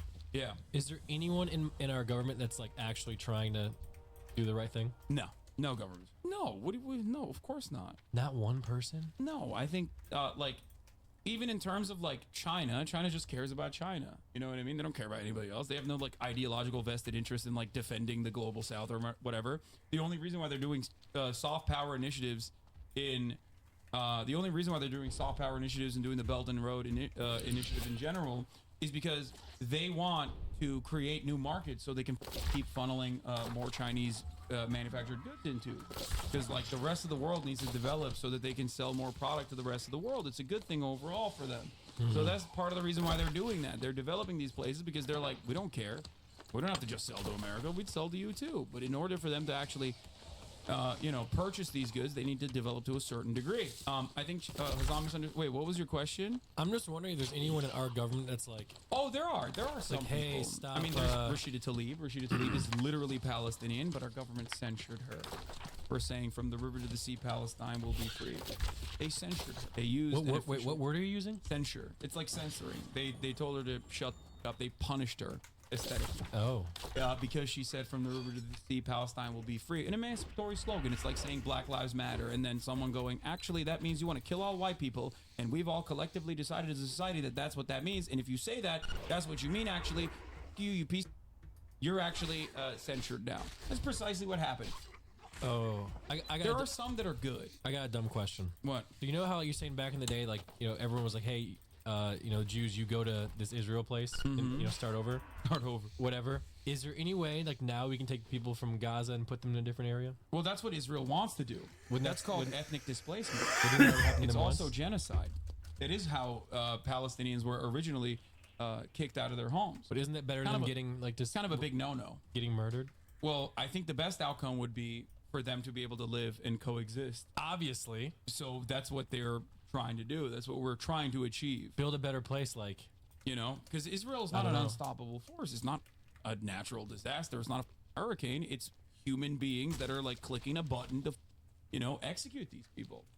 So obviously, that would basically be like giving in to Nazi Germany, and that's, you know what I mean? But didn't it already happen once? What do you mean? Didn't it happen once that like people were moved? Yeah, they were moved into Lebanon, Jordan, the West Bank, and the Gaza Strip, and now look what Israel's doing in those places.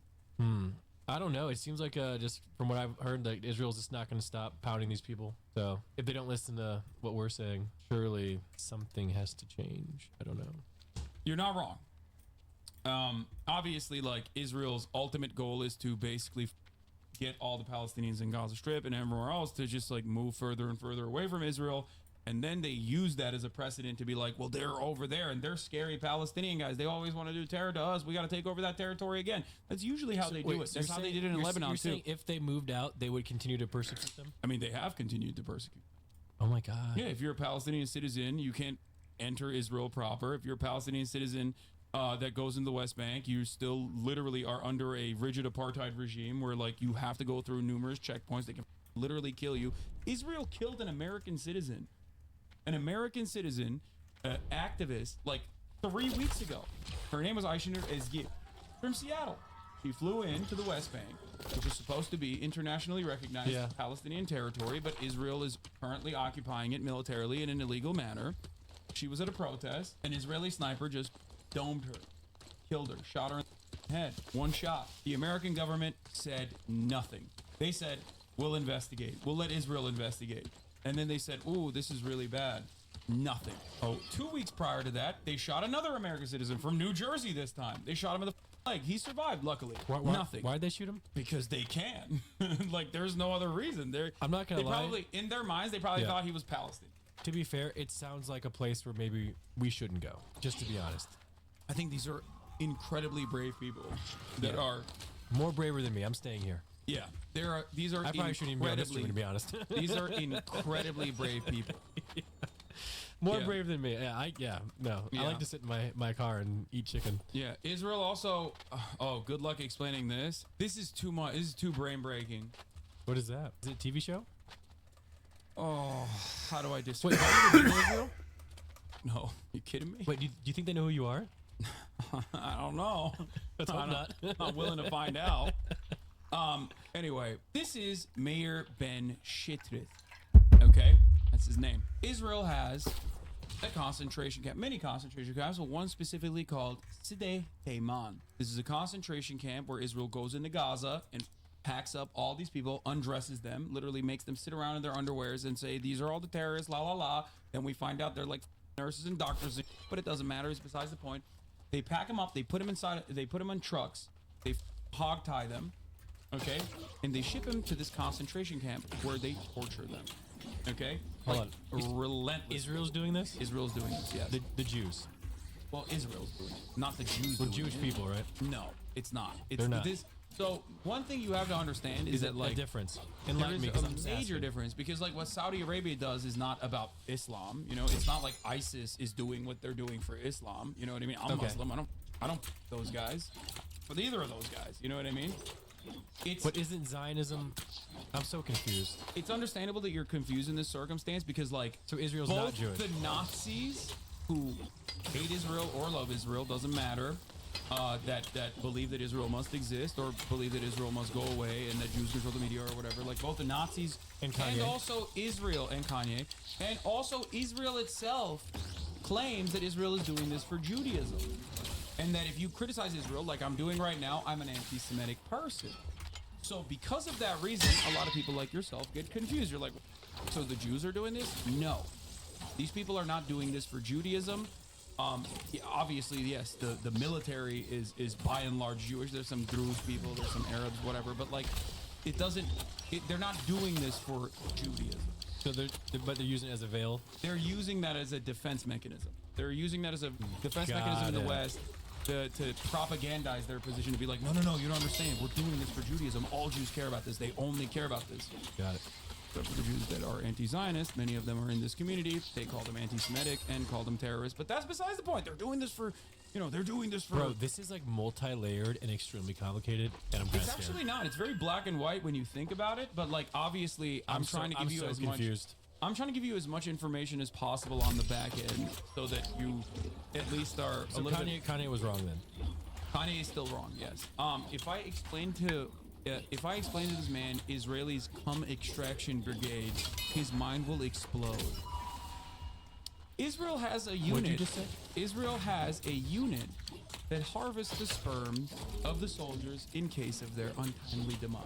This is called the Goon Platoon. That's what I like to do. Dude, what is going on? It seems weird, right?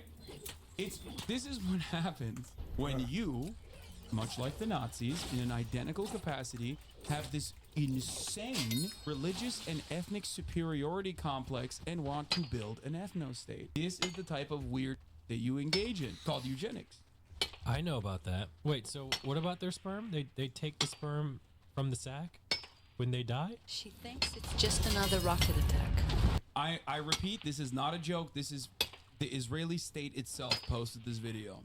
But a gripping fear prickles through Shiley's entire body, and it's outside their bedroom window. Her husband, Yahav, fights the danger as Shiley runs, leaving everything behind to protect their baby, Shaya. She clings to hope that she won't need to raise their newborn alone. 4 days later, her heart shatters. She hugs Shaya tightly and knows she must fulfill Yahav's dream to create more life. So, Shiley puts out a call for the unthinkable, to retrieve his seed and be able to continue growing their family. She's in her own war against time, and the crowd leaps into action to complete her desperate mission. But it's too late. Shiley did everything she could to save her family. We still have time to save ours. Yeah. So I don't understand. home extraction. They shove a cattle prod up the butt of the deceased, or I guess they take it directly from the ball sack if they have the opportunity to do so. They have limited time. Of like a dead soldier? Yeah. So Don't ask me why they don't just nut in a cup beforehand. I don't know why they don't just do that. I feel like that's a way more efficient process if you really, really, really need to ensure that you're. And Israel put this on the internet? Yeah. And they thought this was okay? Yeah, and they did it in English. When Israel does propaganda in English, know that it's actually intended for the American and the Western audience. Why would this make them look good? They're insane, dog. That's it. Okay. It's the same Nazis. Like, they were insane and they did a lot of insane shit. And when you look at it in hindsight, you're like, why did they think this was appropriate? I don't know. Like, oh my god. And they have power and they're crazy. Here's a really famous, prominent example. This man right here from, I believe, Brooklyn or Long Island. Oh, damn it. We're gonna go back about 3 minutes here because I missed the visuals.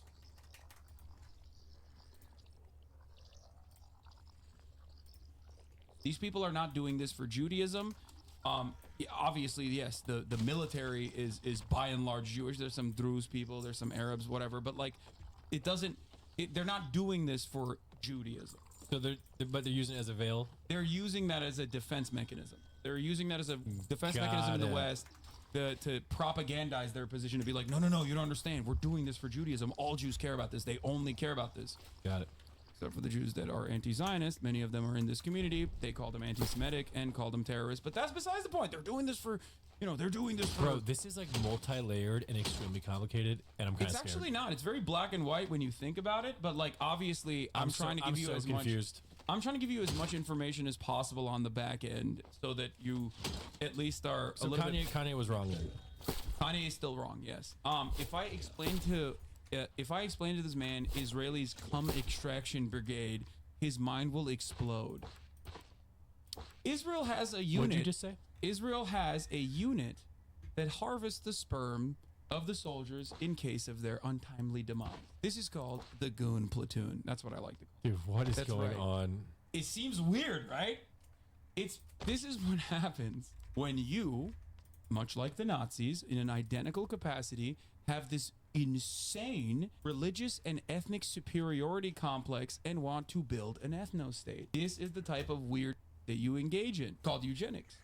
I know about that. Wait, so what about their sperm? They take the sperm from the sac when they die? She thinks it's just another rocket attack. I repeat, this is not a joke. This is the Israeli state itself posted this video. But a gripping fear prickles through Shiley's entire body, and it's outside their bedroom window. Her husband, Yahav, fights the danger as Shiley runs, leaving everything behind to protect their baby, Shaya. She clings to hope that she won't need to raise their newborn alone. 4 days later, her heart shatters. She hugs Shaya tightly and knows she must fulfill Yahav's dream to create more life. So, Shiley puts out a call for the unthinkable, to retrieve his seed and be able to continue growing their family. She's in her own war against time, and the crowd leaps into action to complete her desperate mission. But it's too late. Shiley did everything she could to save her family. We still have time to save ours. Yeah. So I don't understand. home extraction. They shove a cattle prod up the butt of the deceased, or I guess they take it directly from the ball sack if they have the opportunity to do so. They have limited time. Of like a dead soldier? Yeah. So Don't ask me why they don't just nut in a cup beforehand. I don't know why they don't just do that. I feel like that's a way more efficient process if you really, really, really need to ensure that you're. And Israel put this on the internet? Yeah. And they thought this was okay? Yeah, and they did it in English. When Israel does propaganda in English, know that it's actually intended for the American and the Western audience. Why would this make them look good? They're insane, dog. That's it. Okay. It's the same Nazis. Like, they were insane and they did a lot of insane shit. And when you look at it in hindsight, you're like, why did they think this was appropriate? I don't know. Like, oh my god. And they have power and they're crazy. Here's a really famous prominent example. This man right here from, I believe, Brooklyn or Long Island is a fantastic example of how the settler process works. This is in East Jerusalem, which is occupied by Israel, but there are a lot of historic Palestinian homes there. This is one of those historic Palestinian homes. Jacob flew in from Long Island, to East Jerusalem, and basically took over someone's house, literally. You are stealing my house.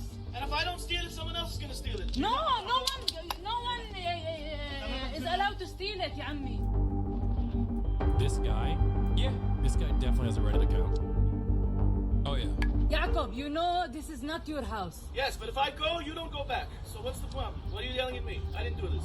I didn't do this. But it's easy to yell at me, but I didn't do this. You are stealing my house. So he just came from America to steal someone's house? Yeah. They do it all the time. I mean, did he get the house? I think they did. I think he did, yeah. You're kidding. Yeah, they've been doing this nonstop. So they take somebody else's house? Yeah, and the military comes in and kicks them out. Wait, kicks out the owners of the house? Yeah.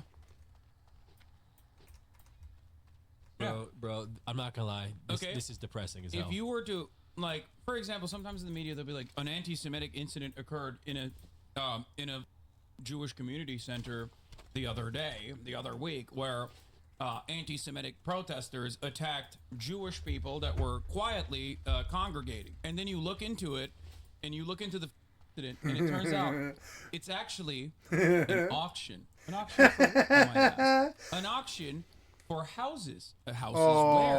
Houses in the West Bank that Palestinians are occupying.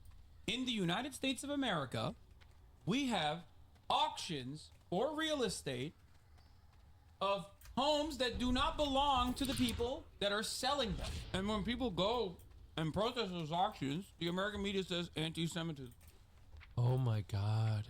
It's all just fried, dude. How do you like read this stuff all day and like not like cry yourself to sleep at night? He does cry himself. I'm motivated by the change that I'm motivated by the change that I might actually create in this world by educating one extra person, whether it's you or thousands of others that watch, that learn what the truth actually is, and change their minds, and then go out and protest, go out and spread the truth to other people. That's why I do it. And I've been doing this for, especially this is an issue that I've spoken about for years at this point, 10 years professionally in public life. I've spoken out against Israel's actions because like a lot of people only became more knowledgeable of like the stuff that Israel was doing after October 7. But this has been ongoing. This video is from 3 years ago. By the way, I'm an example of this because I always thought Israel were the homies. Yeah. That's kind of how there was Peyton as me as an average guy from Michigan who just went to college. Yeah. So that's the picture that was kind of painted to me growing up. So as someone who's been doing this for years and years and years, I never thought that there would be this much outward support for Palestinians, because 5-6 years ago, when I said stuff like this, people would be like, you're anti-Semitic. You're the most anti-Semitic person I've ever seen. Oh my God. Yeah.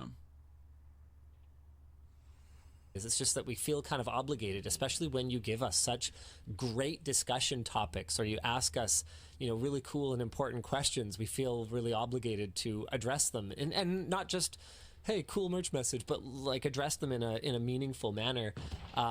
But there's a lot of cases where Luke and I can't address every good merch message anymore. It's just gotten unmanageable. Oh, it's over, and you pop me to some other video. I'm like, what the hell? Why are we suddenly watching these dudes? Okay.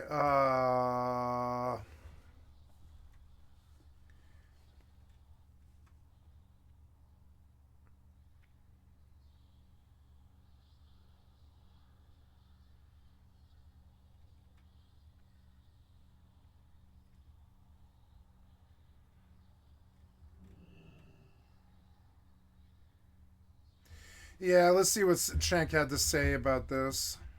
All right, breaking news. Hezbollah has confirmed that in the strikes that Israel did on Friday in Beirut, they did in fact kill Hassan Nasrallah. That he is the leader of Hezbollah, has been the leader of Hezbollah since 1992. So, of course, the Israelis celebrate. What should we think about the death of Hassan Nasrallah, and what was wrong with him, and what should they do instead? Anyone who's resisting the occupation, the brutal, tyrannical, racist occupation of the Palestinians.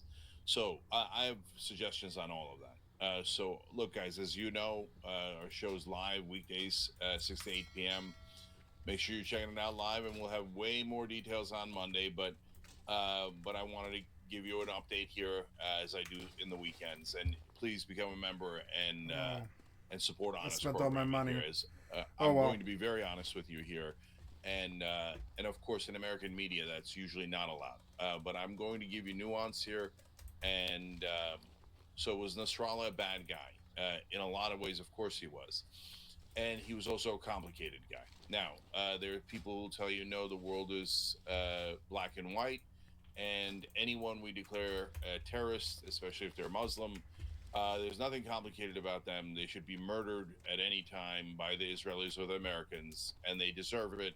And that's the end of the story. And they were doing it for no reason at all. They were just doing it because they hate America or Israel or Jews.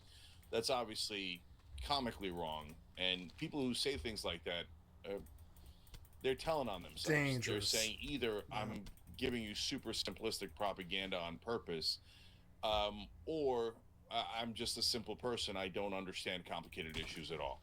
So why is Nasrallah complicated? So here is massive downsides, in my opinion.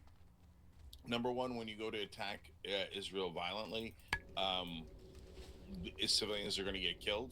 I condemn it when Israel does it. I condemn it when Hezbollah does it. So that is an enormous mark against someone. So is it true that Netanyahu has killed so many more civilians than Hassan Nasrallah? Yes, it's not even close. Netanyahu wins that terrorist competition by a long shot. I know the Israelis still say comically and tragically that when they drop a 2,000 I heard too soon. Area, damn it. They don't intend to kill the civilians underneath that bomb.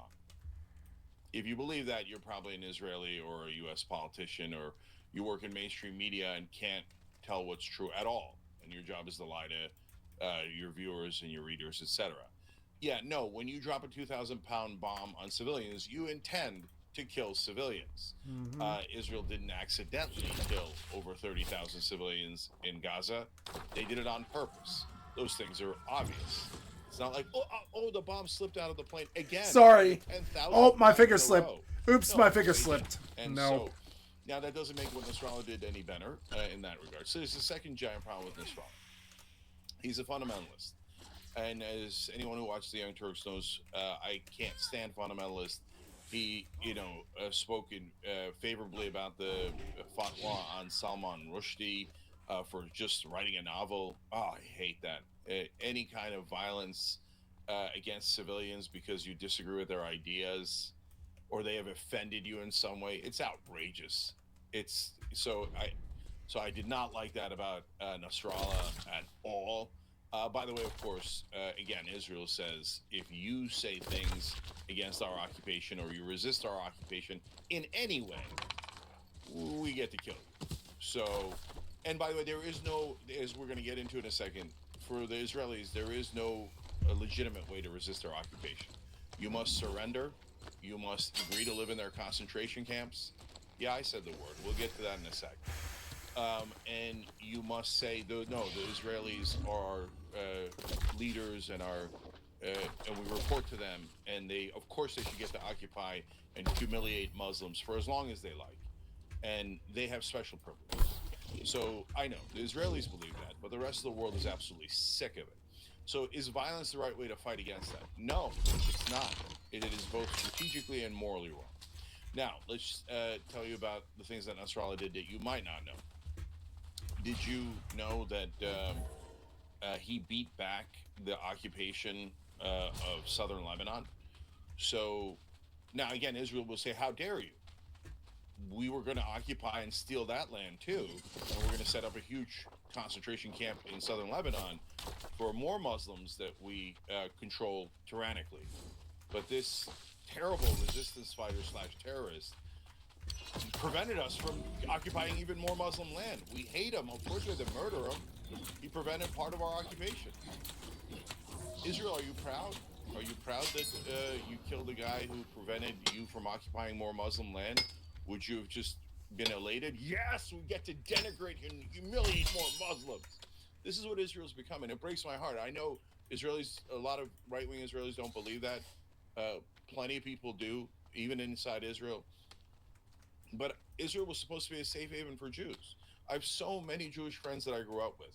I will not tolerate any anti-Semitism. This isn't about Jews overall. That's insane. In fact, I think the fact that I think Israel is hurting my Jewish friends by associating them with this terror state, and they didn't sign up for that. They didn't vote. They're not Israelis. They didn't vote in Israeli elections. They're not Israeli leaders. They're not right wingers. So for God's sake, do not ever take it out on anyone who's Jewish. That is wrong. That is the kind of immorality that we fight against. But when it comes to the right-wing government of Israel, and look, have there been left-wing governments of Israel? Barely. On domestic issues, certainly. On foreign policy and Palestinian issues, Ehud Olmert, I thought, had a decent peace proposal in 2008, and I wish they had gotten that done. That one's also complicated, but it's to say that there is nuance. The Israelis are human beings just like anyone else, and they're also complicated, and their leaders are also complicated. But overall, has the Israeli policy against the Palestinians been right-wing, dictatorial, and tyrannical for the last 57 years? That's inarguable. Totally, utterly inarguable. The only argument against it is a racist argument, where Israelis say the Palestinians are such violent savages as they violently occupy the Palestinians and deprive them of all of their rights and humiliate and denigrate them for 57 straight years. They have the temerity to say that the Palestinians are the violent savages and they deserve their occupation. And they're the only people in the world that cannot govern themselves. They're constitutionally not capable of it. So Israel will have, according to Netanyahu, a permanent occupation of the Palestinians. Well, that's what they were going to do in South Lebanon until Nasrallah and Hezbollah stopped it. So again, if you're Israeli or American, you will say, how dare you resist our occupation? You're a terrorist. Others will say, oh, well, that's an upside on Nasrallah. At least he saved millions of people from more tyranny from Israel. I'll let you make your judgment call on how you feel about that. Of course, he was in favor of 9/11, right? Because a dirty terrorist Muslim savage. No, actually, he was not in favor of 9/11. Let me read you his quote on that. What do the people who worked in those two World Trade Center towers, along with thousands of employees, women and men, have to do with war that is taking place in the Middle East? Therefore, we condemn this. Interesting. Did you know that Hezbollah, while firing into Israel, is trying to hit military bases? Now, they don't often, and so one of their rockets either got knocked down or missed, and killed 12 kids in northern Israel. I condemn that with all my might. Those are 12 innocent kids that didn't deserve to die. So you're trying to hit a military target, but you killed civilians. Isn't that what Israel does on a mass scale every day, including today? Even after they killed Nasrallah, they continue to bomb residential areas of Beirut. The bombing is endless. If you resist Israel in any way, if you're in the Middle East, you're almost certainly going to get killed. Even if you report on it, 2 different American journalists have been assassinated by Israel. So these are facts, and they make Israelis uncomfortable. Well, you should be uncomfortable. Your government is doing tyrannical, awful, horrible, racist, murderous things. So I'm not the one making you uncomfortable. The facts are. So now, I'm happy to say that Nasrallah was a terrorist because he killed civilians. But do we play by the same rules? Will Israel say, well, yeah, I mean, you're right. By Israeli definition, by American definition, that would make Netanyahu 10 times, 100, maybe 200 times a terrorist that Hassan Nasrallah was.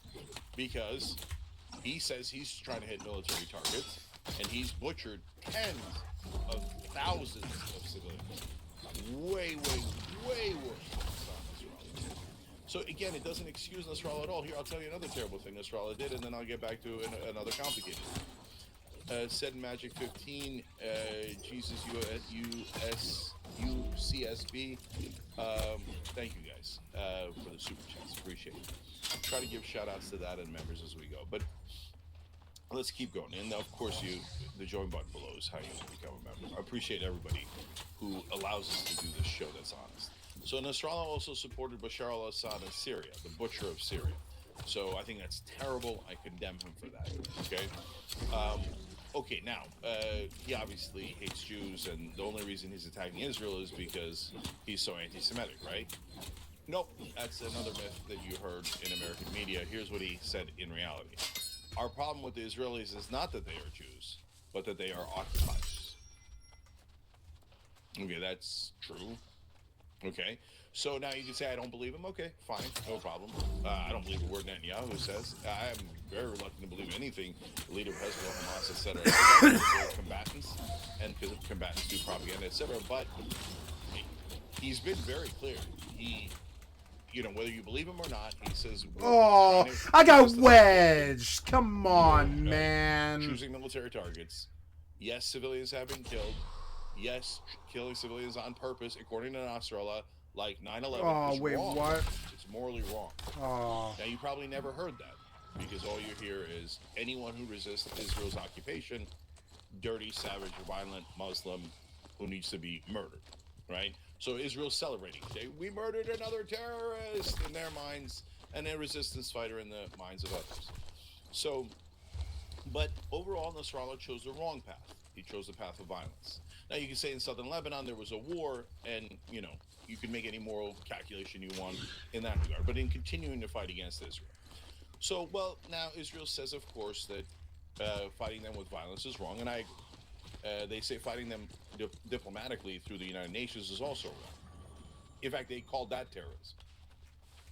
How could nonviolent diplomacy be terrorism?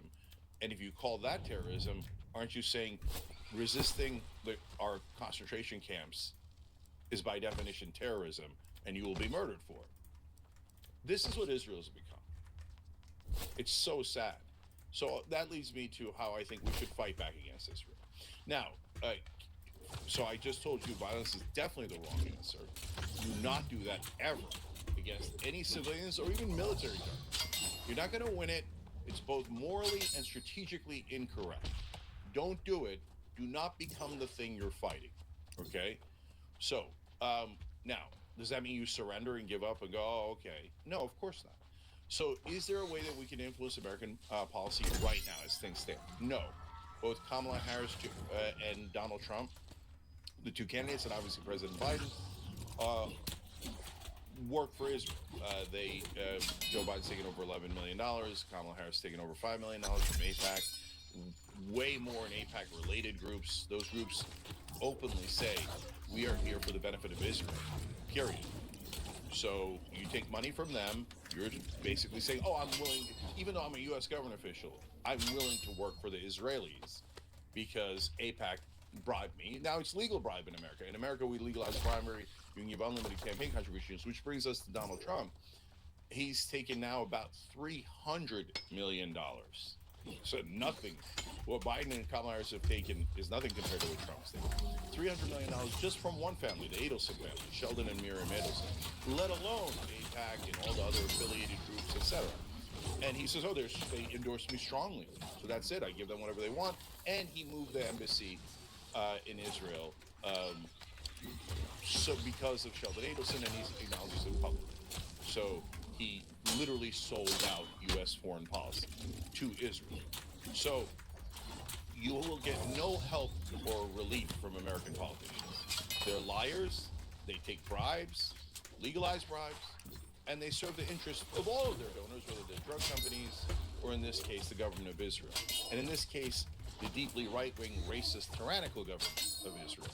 So there is no hope there. They will not turn around. Kamala Harris has almost no chance of changing policy. She doesn't want to. She's very happy to continue taking the legalized bribes. Valerie, thank you so much for this. So, okay, so then what hope do you have? Well, so I'm going to suggest something else. Shame.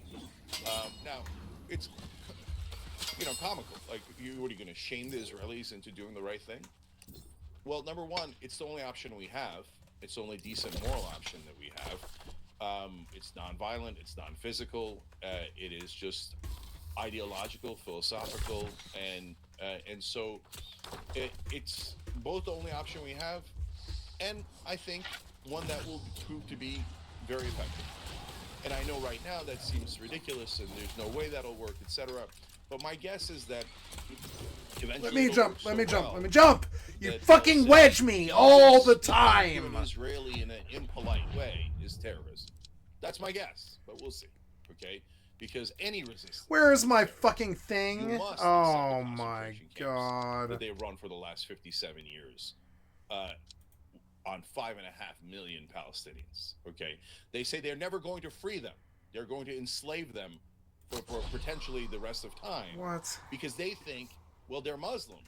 So they're violent savages who cannot govern themselves. They're the only people on earth who are incapable of governing themselves. That's why we've set up these giant concentration camps, and that's why we continue to take more and more of the land in the West Bank, and now we're demanding to steal, take, for military reasons, sure, more land in Gaza, and we want more land in Lebanon, and we want to be able to attack Beirut, the capital of Lebanon, Tehran, the capital of Iran, Damascus, the capital of Syria. We want to be able to annihilate all of Gaza, displace 2 million people, take out all their buildings, their schools, their hospitals. We have an infinite right to kill and occupy Muslims because they're the violent ones. You see, I'm doing it already. I'm shaming Israel. And I want you guys to shame Israel. So now Israelis are going to be really mad. You can't do that to us. We get to occupy you. We get to kill you. We get to set up these open-air camps. We get to do it for an endless period of time. We get to do this, this, and this, and this, and this. We get to do everything in the world. And you cannot even verbally object. They will say, I guarantee it. In fact, they're probably saying it right now in the comments. So the reality is, yes, you can. You can shame the Israelis. And not just their leaders. Now, guys, again, don't ever do anything to a civilian. Nothing physical, nothing violent, ever, ever, ever. If you do, you ruin the whole project. Okay? So, and you're not one of us. But when I look, the Israeli flag should have been a beautiful thing. And there's a lot of people who get mad at me for saying that. And they'll get mad at me for not hating Jews. And they'll get mad at me for saying that what Israel's doing is breaking my heart when it comes to my Jewish friends and family. Okay? But sorry, I don't want the people inside Israel getting hurt. And I want Israel to be an awesome, beautiful nation that we all go to visit, and that's part of the I keep saying League of Nations, but yes, part of civilized society, okay? But if you're going to run open air camps, and they do, if you, look, there's no, like, hardcore right-wing Israelis are MAGA on steroids. Yep. You won't be able to talk to them. They're never going to listen to any reason or logic. They're going to say, oh, yeah, the occupation isn't I absolutely agree. Well, can they govern themselves? No, of course not. The dirty, violent savages. Okay. All right. But then it is an occupation. It is an open air camp. It is a concentration camp where you put them with no rights. What? And you can kill them anytime you want. You can humiliate them, and you do. They can't govern themselves. They're not allowed to control their own borders. They're not allowed to have a military. They're not allowed to be a state. Well, that's deep occupation. That's a camp. That's an open air camp where you have no rights and tyranny reigns. Those are obvious facts. And so Israel will say we have to do it. Why do you have to do it? Because they're violent, dirty, savage Muslims. Look, come on, man. By definition, racist. It's come on, man. So what do Israeli citizens? Because look, guys, Bashar al-Assad's a butcher in Syria, but there's no real voting in Syria, so there's nothing you can do about it. We don't send money to Syria. We bomb Syria from time to time, right? Nothing we can do about what they do, right? But Israel is a democracy, so they can vote to end the tyranny, and they should vote that way. Look, I'm going to get back to it in a second. Katie Shirley, thank you for joining. Appreciate it. Mindstorm M. Look at this. They write in, I consider myself center-right, but TYT is the only political channel I'm a member of because I love how honest you all are. Honest reporting is so hard to find these days. Well, thank you for saying that. I appreciate it. And look at how honest I'm being here.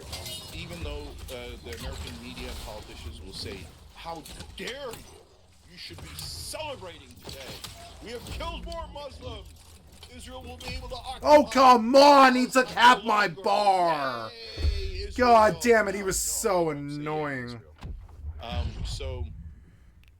Look, last thing, and I see all these Israeli flags. Why am I not seeing my fucking... When I look at that, I think, whatever. Oh, those are the people that have no shame at all. Why am I not seeing my those tent? Who think it's such You're a great so thing that we annoying. occupy 5.5 million people. We oppress them, humiliate them, denigrate them, and if anyone resists, we just murder them. And so this is what Israel has become. That's what that flag stands for now. So I shame you not just for what you've done to Palestinians, but how you've stained Judaism, the culture of Judaism, which I grew up in an area that was, had a lot of Jewish families in my hometown in New Jersey. So I know Jewish culture, and it's fantastic. It tells you to question authority, question the rabbi, emphasize education, and Jewish people have been terrific to me my whole life. Mm-hmm. And now the Israeli flag stands for oppression and occupation and tyranny, and it breaks my heart. It's like the money switch wallets. It's insane. It's like the right switched left and left switched right. Shame for what they've done. Yeah. And if you think you're going to kill your way out of this, Jesus Christ, what have you become? So how long is the occupation going to last? When will you finally remove your boot from their neck? And if you think the Palestinians are the aggressor, please, you have wedged me. I cannot stand how you fucking wedge me all of the time. You wedge me you wedge me more than I free move. On your neck, you have your boot filled with nukes and the American U.S. military and every weapon in the world on their neck, and they have almost no weapons. They have almost no way of fighting back. They have no media. They have no anything. So if you're proud and you say, yes, this is what Israel was always meant to do. It wasn't meant to be a safe haven for Jews. It was meant to occupy and humiliate Muslims, who, by the way, for thousands of years protected the Jews from the Christians. Read history. The Ottomans went and rescued 400,000 Jews from the Spanish Inquisition. They were all going to be murdered. And the Ottomans saved them and brought them back to the Middle East, and they lived in peace for 1 million years. Did they live as equals? No, they were empires back then. And, we can get into historical context, etc. I'm not saying the Ottomans were angels. I'm not saying that the Jews were treated perfectly throughout the Middle East. Like humanity, of course. No! Right? But did the Muslims treat Jews better than the Christians in Europe did? It's not even close. And this is not to blame today's Christians. You guys didn't do it, right? But if you read the history of it, Christians are 10,000 times more brutal to Jews than Muslims have. But look, the Jews, it's heartbreaking beyond comprehension that they couldn't fight back against the Nazis, and thank God. I'm out of potions at the boss. Here in America, and I'm super proud to be an American, partly because of that. But so now that's a great thing that we saved them from that, and from the Christians, both America and Muslims, during not just during the Spanish Inquisition, but literally for 1,000 years of pogroms and Holocausts and slaughter. Come on, man! I'm wedged again! You gotta stop wedging me! Now, but the Palestinians. You constantly wedge me. And you're in this PTSD from the Holocaust, which is understandable, but what they're doing here is not understandable and justifiable. They're saying, okay, now we're going to run the concentration camps, and now we're going to be the tyrants, and now we're going to take a population that cannot defend itself and crush them. And if anyone objects, we'll just kill them and call them terrorists. And it doesn't matter because America will keep sending us thank you gifts. So my only way of fighting back against that is personal, emotional, psychological, whatever you want to put on it. It's if you fly the Israeli flag, you should be ashamed of your country. And I hope to God that you turn around and you vote the right way, and not to, like, you've got to protect Israel. There's got to be two states. But the minute you free the Palestinians and you end the occupation, this whole thing's over. I'm back on your side. The Palestinians, the Lebanese, anyone should not be allowed to fire any rockets against you. A peace deal means peace. That's what you're doing. But if you don't do that, and you vote for people like Netanyahu, who has very, very, very clearly declared that there will never be a Palestinian state, and he will oppress them and be their tyrants forever, then you're saying, I vote for tyranny. I vote for dictatorship in the Palestinian territories. I vote for oppression. So if you vote for oppression and tyranny and racism and colonialism and imperialism, and you vote for stealing other people's land, well, then you should be ashamed. I don't want Israel to I don't want the Israeli flag to stand for that. I want Israel to turn around, and I believe that it can. But until oh my God, it's so many. Out of that. Oh my God, that's so many mobs. Throughout the world is to shame them but don't ever make it physical. Ever, ever, ever. And do not do it to random Jewish people. They're not Israelis. Get it through your head. Not every Jewish person is I'll Israeli. kill all the ads. In fact, here in America, they're Americans. So do not do that. But if somebody says, I support Israel's occupation of Palestine, well, they're a bad person. They're an immoral person. Maybe they're not immoral overall. The world is complicated, as I just told you in this video. But on that opinion, in that stance, they are very immoral. They're deeply immoral. Look, I don't really believe in the words and the concepts of good and evil, right? So I hesitate to call anything evil, but immoral, absolutely. Every Israeli that doesn't try to end the occupation is acting immorally and should be filled with shame. So that's my proposal. And I know that a lot of people in the Middle East will say not good enough. And I know that a lot of people in America will say, how dare you? You have spoken ill of Israel, the greatest crime in America.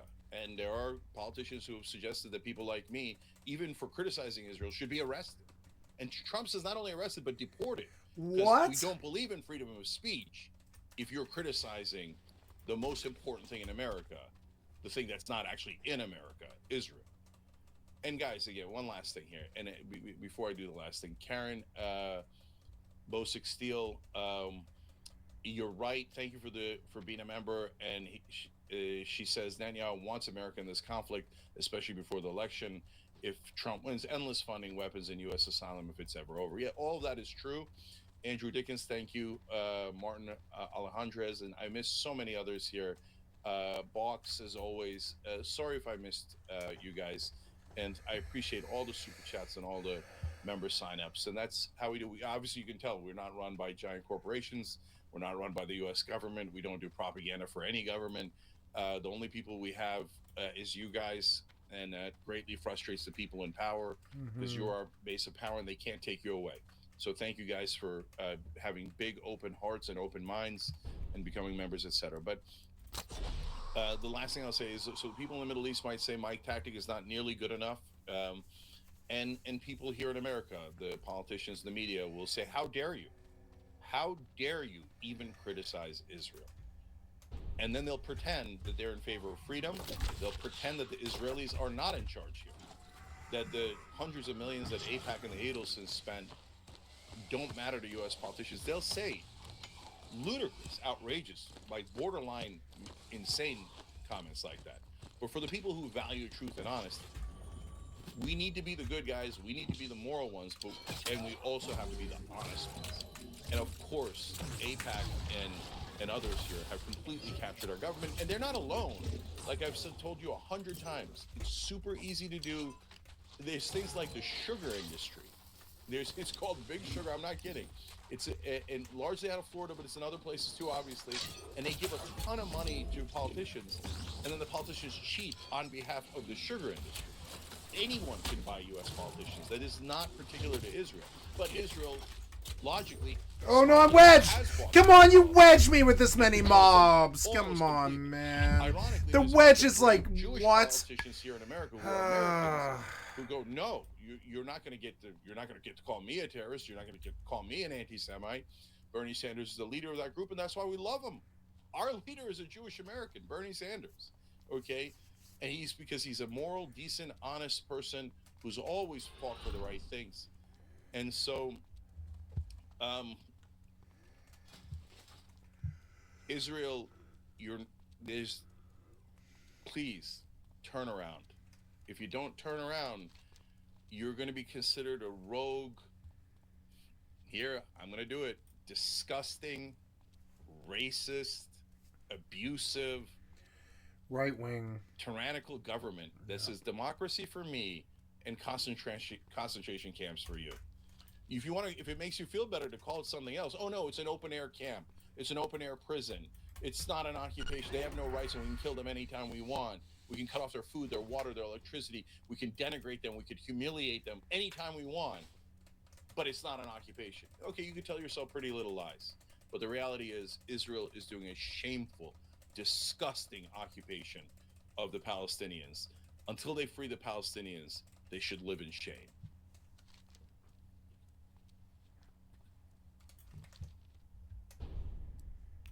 So Rome always wins. You misclicked. Battles, they Come go to on, the Italian man. allies and have citizens and raise new army. Come on, man. I'm sick of riding from here. Stop.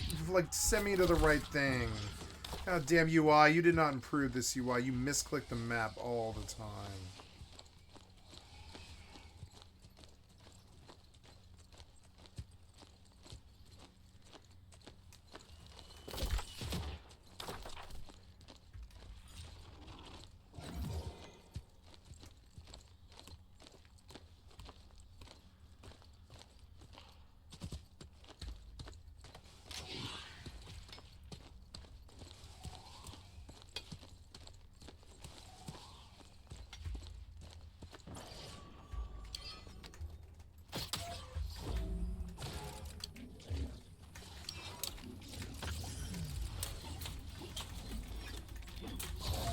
Fuck, I'm broken.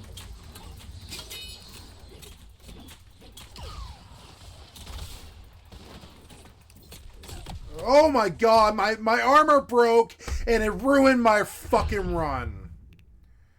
Ugh. God damn it.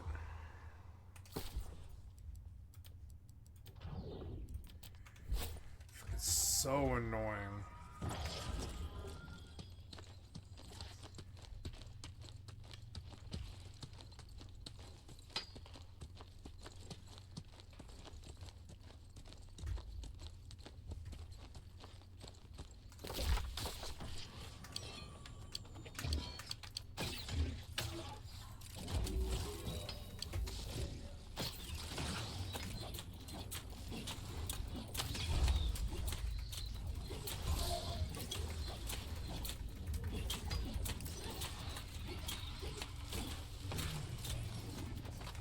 Move!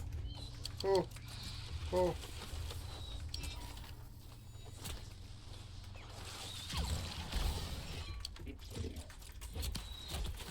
Oh!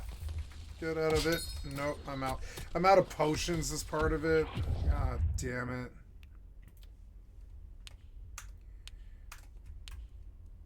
More fun to try and assassinate him up in the cloud of storm of dudes.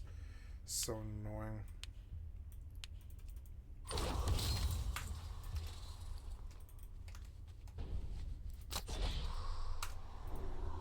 So how do you beat them? He can never raise that many troops himself. And Hannibal, I think, correctly figures out The one way to maybe defeat Rome is to cut them away from their allies. Well, how do you do this? Hannibal's plan is, I'm not going to wait and fight the Romans in Spain or North Africa. I'm going to invade Italy. So I'm going to strike at the heart of this growing Roman Empire.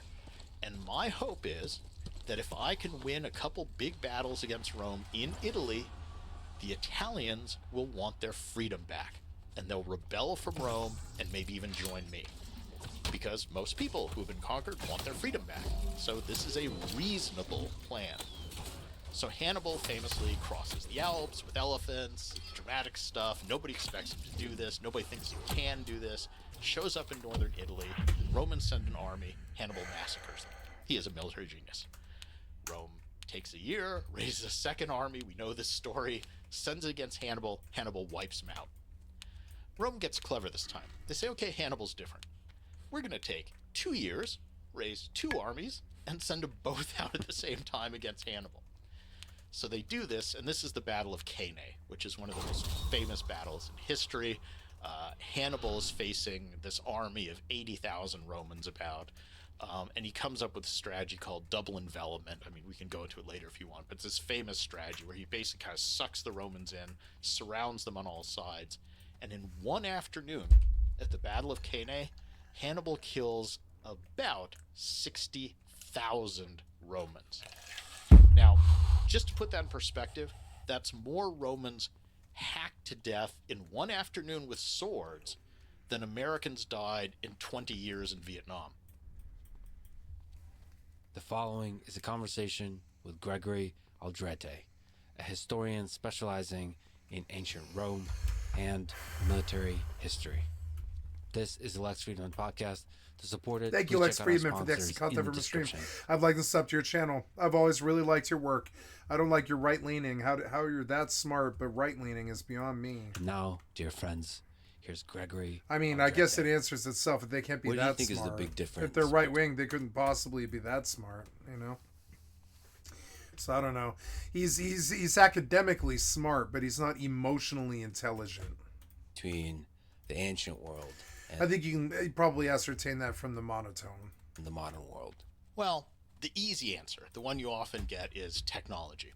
And obviously there's huge differences in technology between the ancient world and today. But I think some of the more interesting stuff is a little bit more amorphous things, more structural things. So I would say, first of all, childhood mortality. In the ancient world, and this is true of Greeks, Romans, Egyptians, really anybody up until about the Industrial Revolution, about 30 to 40% of kids died before they hit puberty. So, I mean, put yourself in the place of an average inhabitant of the ancient world. If you were an ancient person, 3 or 4 of your kids probably would have died. You would have buried your children. And nowadays we think of that as an unusual thing. And just psychologically, that's a huge thing. You would have seen multiple of your siblings die. If you're a woman, for example, if you were lucky enough to make it to, let's say, age 13, you probably would have to give birth 4 or 5 times in order just to keep the population from dying out.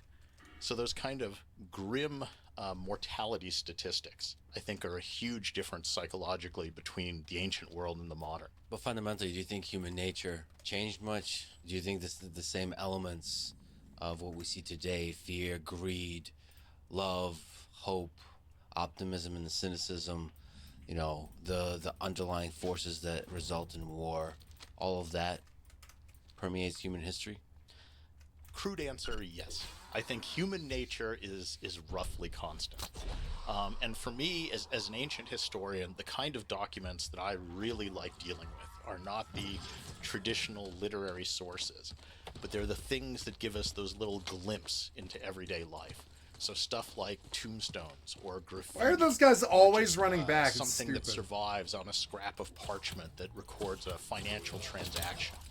And whenever I read some of those, I'll have this moment of, you know, feeling, oh, I know exactly how that person felt. Here across 2,000 years of time, completely different cultures, I have this spark of sympathy with someone from antiquity. And I think as a historian, the way you begin to understand an alien, a foreign culture, which is what these cultures are, is to look for those little moments of sympathy. But on the other hand, there's ways in which ancient cultures are wildly different from us. So you also look for those moments where you just think, how the hell could these people have done that? I just don't understand how they could have thought or acted in this way. And it's lining up those moments of sympathy and kind of disconnection that I think is when you begin to start to understand a foreign culture or an ancient culture. I love the idea of assembling the big picture from the details and the little pieces, because that is the thing that makes up life. The big picture is nothing without the details. Yep. I got them And those all. details I got will them all bring it that to time. life. You know, I mean, it's not the Fuck grand those sweep guys. of things. It's seeing those little hopes and fears. Another thing that I think is a huge difference between the modern world and the ancient is just basically everybody's a farmer. Everybody's a small family farm, and we forget this. Yeah. I was just writing a lecture for my next Great Courses course, and I was writing about farming in the ancient world. And I was really thinking, if we were to write a realistic textbook of, let's say, the Roman Empire, 9 out of 10 chapters should be details of what it was like to be a small-time family farmer, because that's what 90% of the people in the ancient Where world did you come They weren't from? soldiers, they weren't Come priests, they on. weren't kings, they weren't authors, they weren't artists, they were small-town family farmers. And they lived in a little village. They never traveled 20 miles from that village. They were born there. They married somebody from there. They raised kids. They mucked around in the dirt for a couple decades, and they died. They never saw a battle. They never saw a work of art. They never saw a philosopher. They never took part in any of the things we define as being history. So that's what Fucking life should be. legionnaires That's die. representative. Nevertheless, it is the emperors and the philosophers and the artists and the warriors who carve history. And it is the important stuff. So, And the you know, poets. that's true. There's, The poets there's a reason too. we focus on that. That's a good reminder, though. If we want to truly empathize and understand what life was like, we have to represent it fully. And I would say let's not forget them. So let's not forget what life was like for 80-90% of the people in the ancient world, the ones we don't talk about, because that's important too. So the Roman Empire is widely considered to be the most powerful, influential, and impactful empire in human history. What are some reasons for that? Yeah. Die, fucker! Oh my god, he's close. Kill him. Kill him. Got him. Just Fucker. because of the image. I mean, there's all these practical ways. I mean, the words I'm using to speak with you today, 30% are direct from Latin, another 30% are from Latin-descended languages. Our law codes, I mean, our habits, our holidays, everything comes fairly directly from the ancient world. But the image of Rome, at least again in Western civilization, has really been the dominant image of a successful empire. And I think that's what gives it a lot of its fascination. This idea that, oh, it was this great, powerful, culturally influential empire. And there's a lot of other empires. I mean, we could talk about ancient China, which arguably was just as big as Rome, just as culturally sophisticated, lasted about the same amount of time. But at least in Western civilization, Rome is the paradigm. But Rome is a little schizophrenic in that it's both the empire, when it was ruled by emperors, which is one kind of model, and it's the Roman Republic, when it was a pseudo-democracy, which is a different model.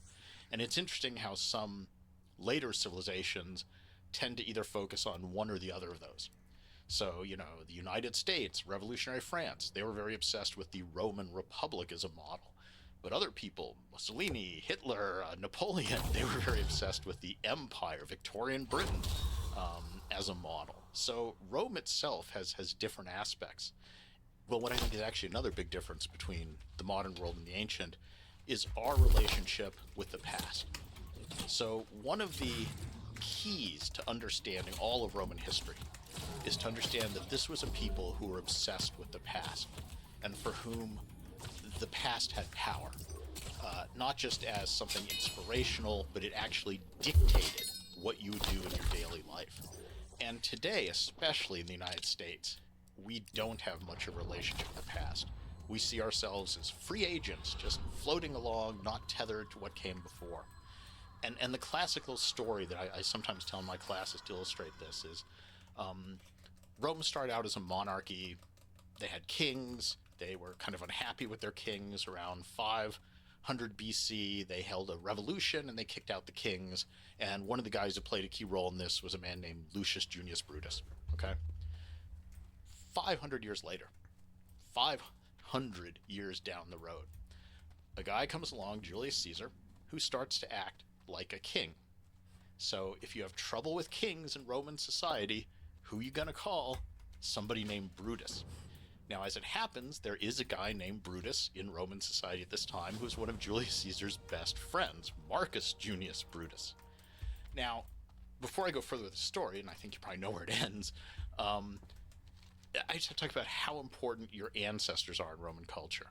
I mean, if you went to an aristocratic Roman's house and opened the front door and walked in, the first thing you would see would be a big wooden cabinet. And if you open that up, what you would see would be row after row of wax death masks. So when a Roman aristocrat died, they literally put hot wax on his face and made an impression of his face at that moment. And they hung these in a big cabinet right inside the front door. So every time you entered your house, you were literally staring at the faces of your ancestors. And every child in that family would have obsessively memorized every accomplishment of every one of those ancestors. He would have known their career, what offices they held, what battles I wish they we fought, still what did they this. I wish we still did When this. somebody new in the family died, there would be a big funeral, and they would talk about all the things their ancestors had did. The kids in the family would literally take out those masks, tie them onto their own faces, and I wish we wear still them in did the this. funeral procession. So you were like wearing the face of your ancestors. So you as an individual weren't important. You were just the latest iteration of that family. And there was enormous weight, huge weight, to live up to I the didn't live deeds a of life your like that ancestors. at all. So the Romans were absolutely I did not have a obsessed with the family past, like that. especially with your own family. I had a good family, Every but Roman kid who was not say, as an aristocrat tight like family that. could tell you Oh. every one of his ancestors back centuries. I can't go beyond my grandparents. I don't even know, but that's maybe 100 years. So it's a completely different attitude towards the past. And the level of celebration that we have now of the ancestors, even the ones we can name, is not as intense as it was in Roman times. No, I mean, it was obsessive and oppressive. It determined what you did. Oh. Yes, because there's that weight for you to act like your ancestors did. Do you think, not to speak sort of philosophically, but do you think it was limiting to the way the society develops to be deeply constrained by the limiting in a good way or a bad way, you think? Well, like everything, it's a little of both, but the bad.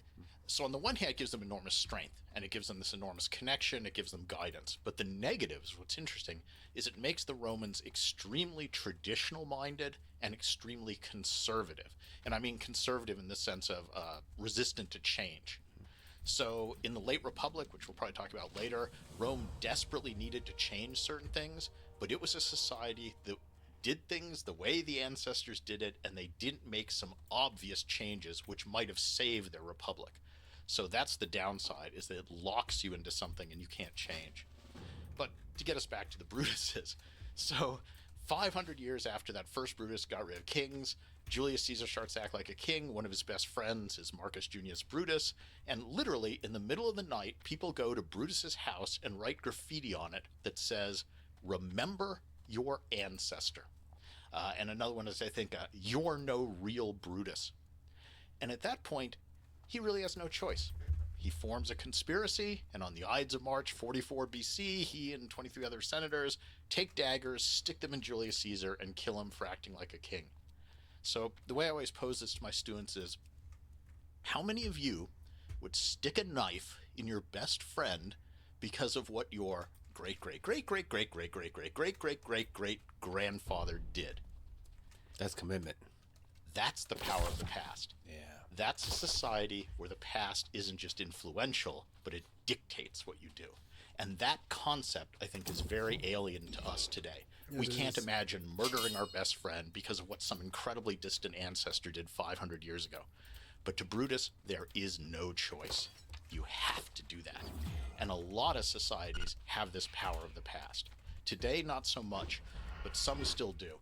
About a decade ago, I was in Serbia, and I was talking to some of the people there about the breakup of Yugoslavia and some of the wars that had taken place where people turned against their neighbors, basically murdered people they had lived next to for decades. And when I was talking to them, some of them actually brought up things like, oh, well, it was justified because in this battle in 12 whatever, they did this. And I was thinking, wow, you're citing something from 800 years ago to justify your actions today. That's a modern person who who still understands the power of the past, or maybe is, crippled by it, is another way to view it.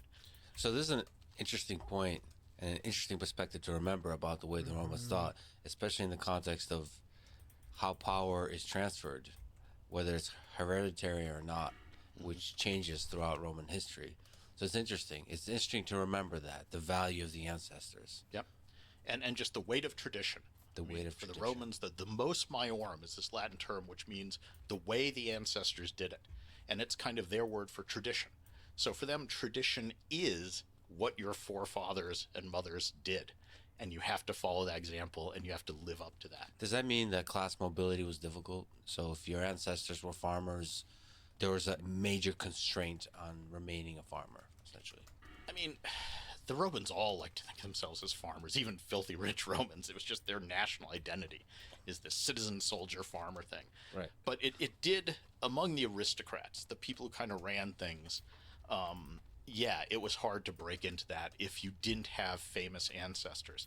And it was such a big deal that there was a specific term called a novus homo, a new man, for someone who was the first person in their family to get elected to a major office in the Roman government, because that was a weird and different and new thing. So you actually designated them by this special term. So yeah, you're absolutely right.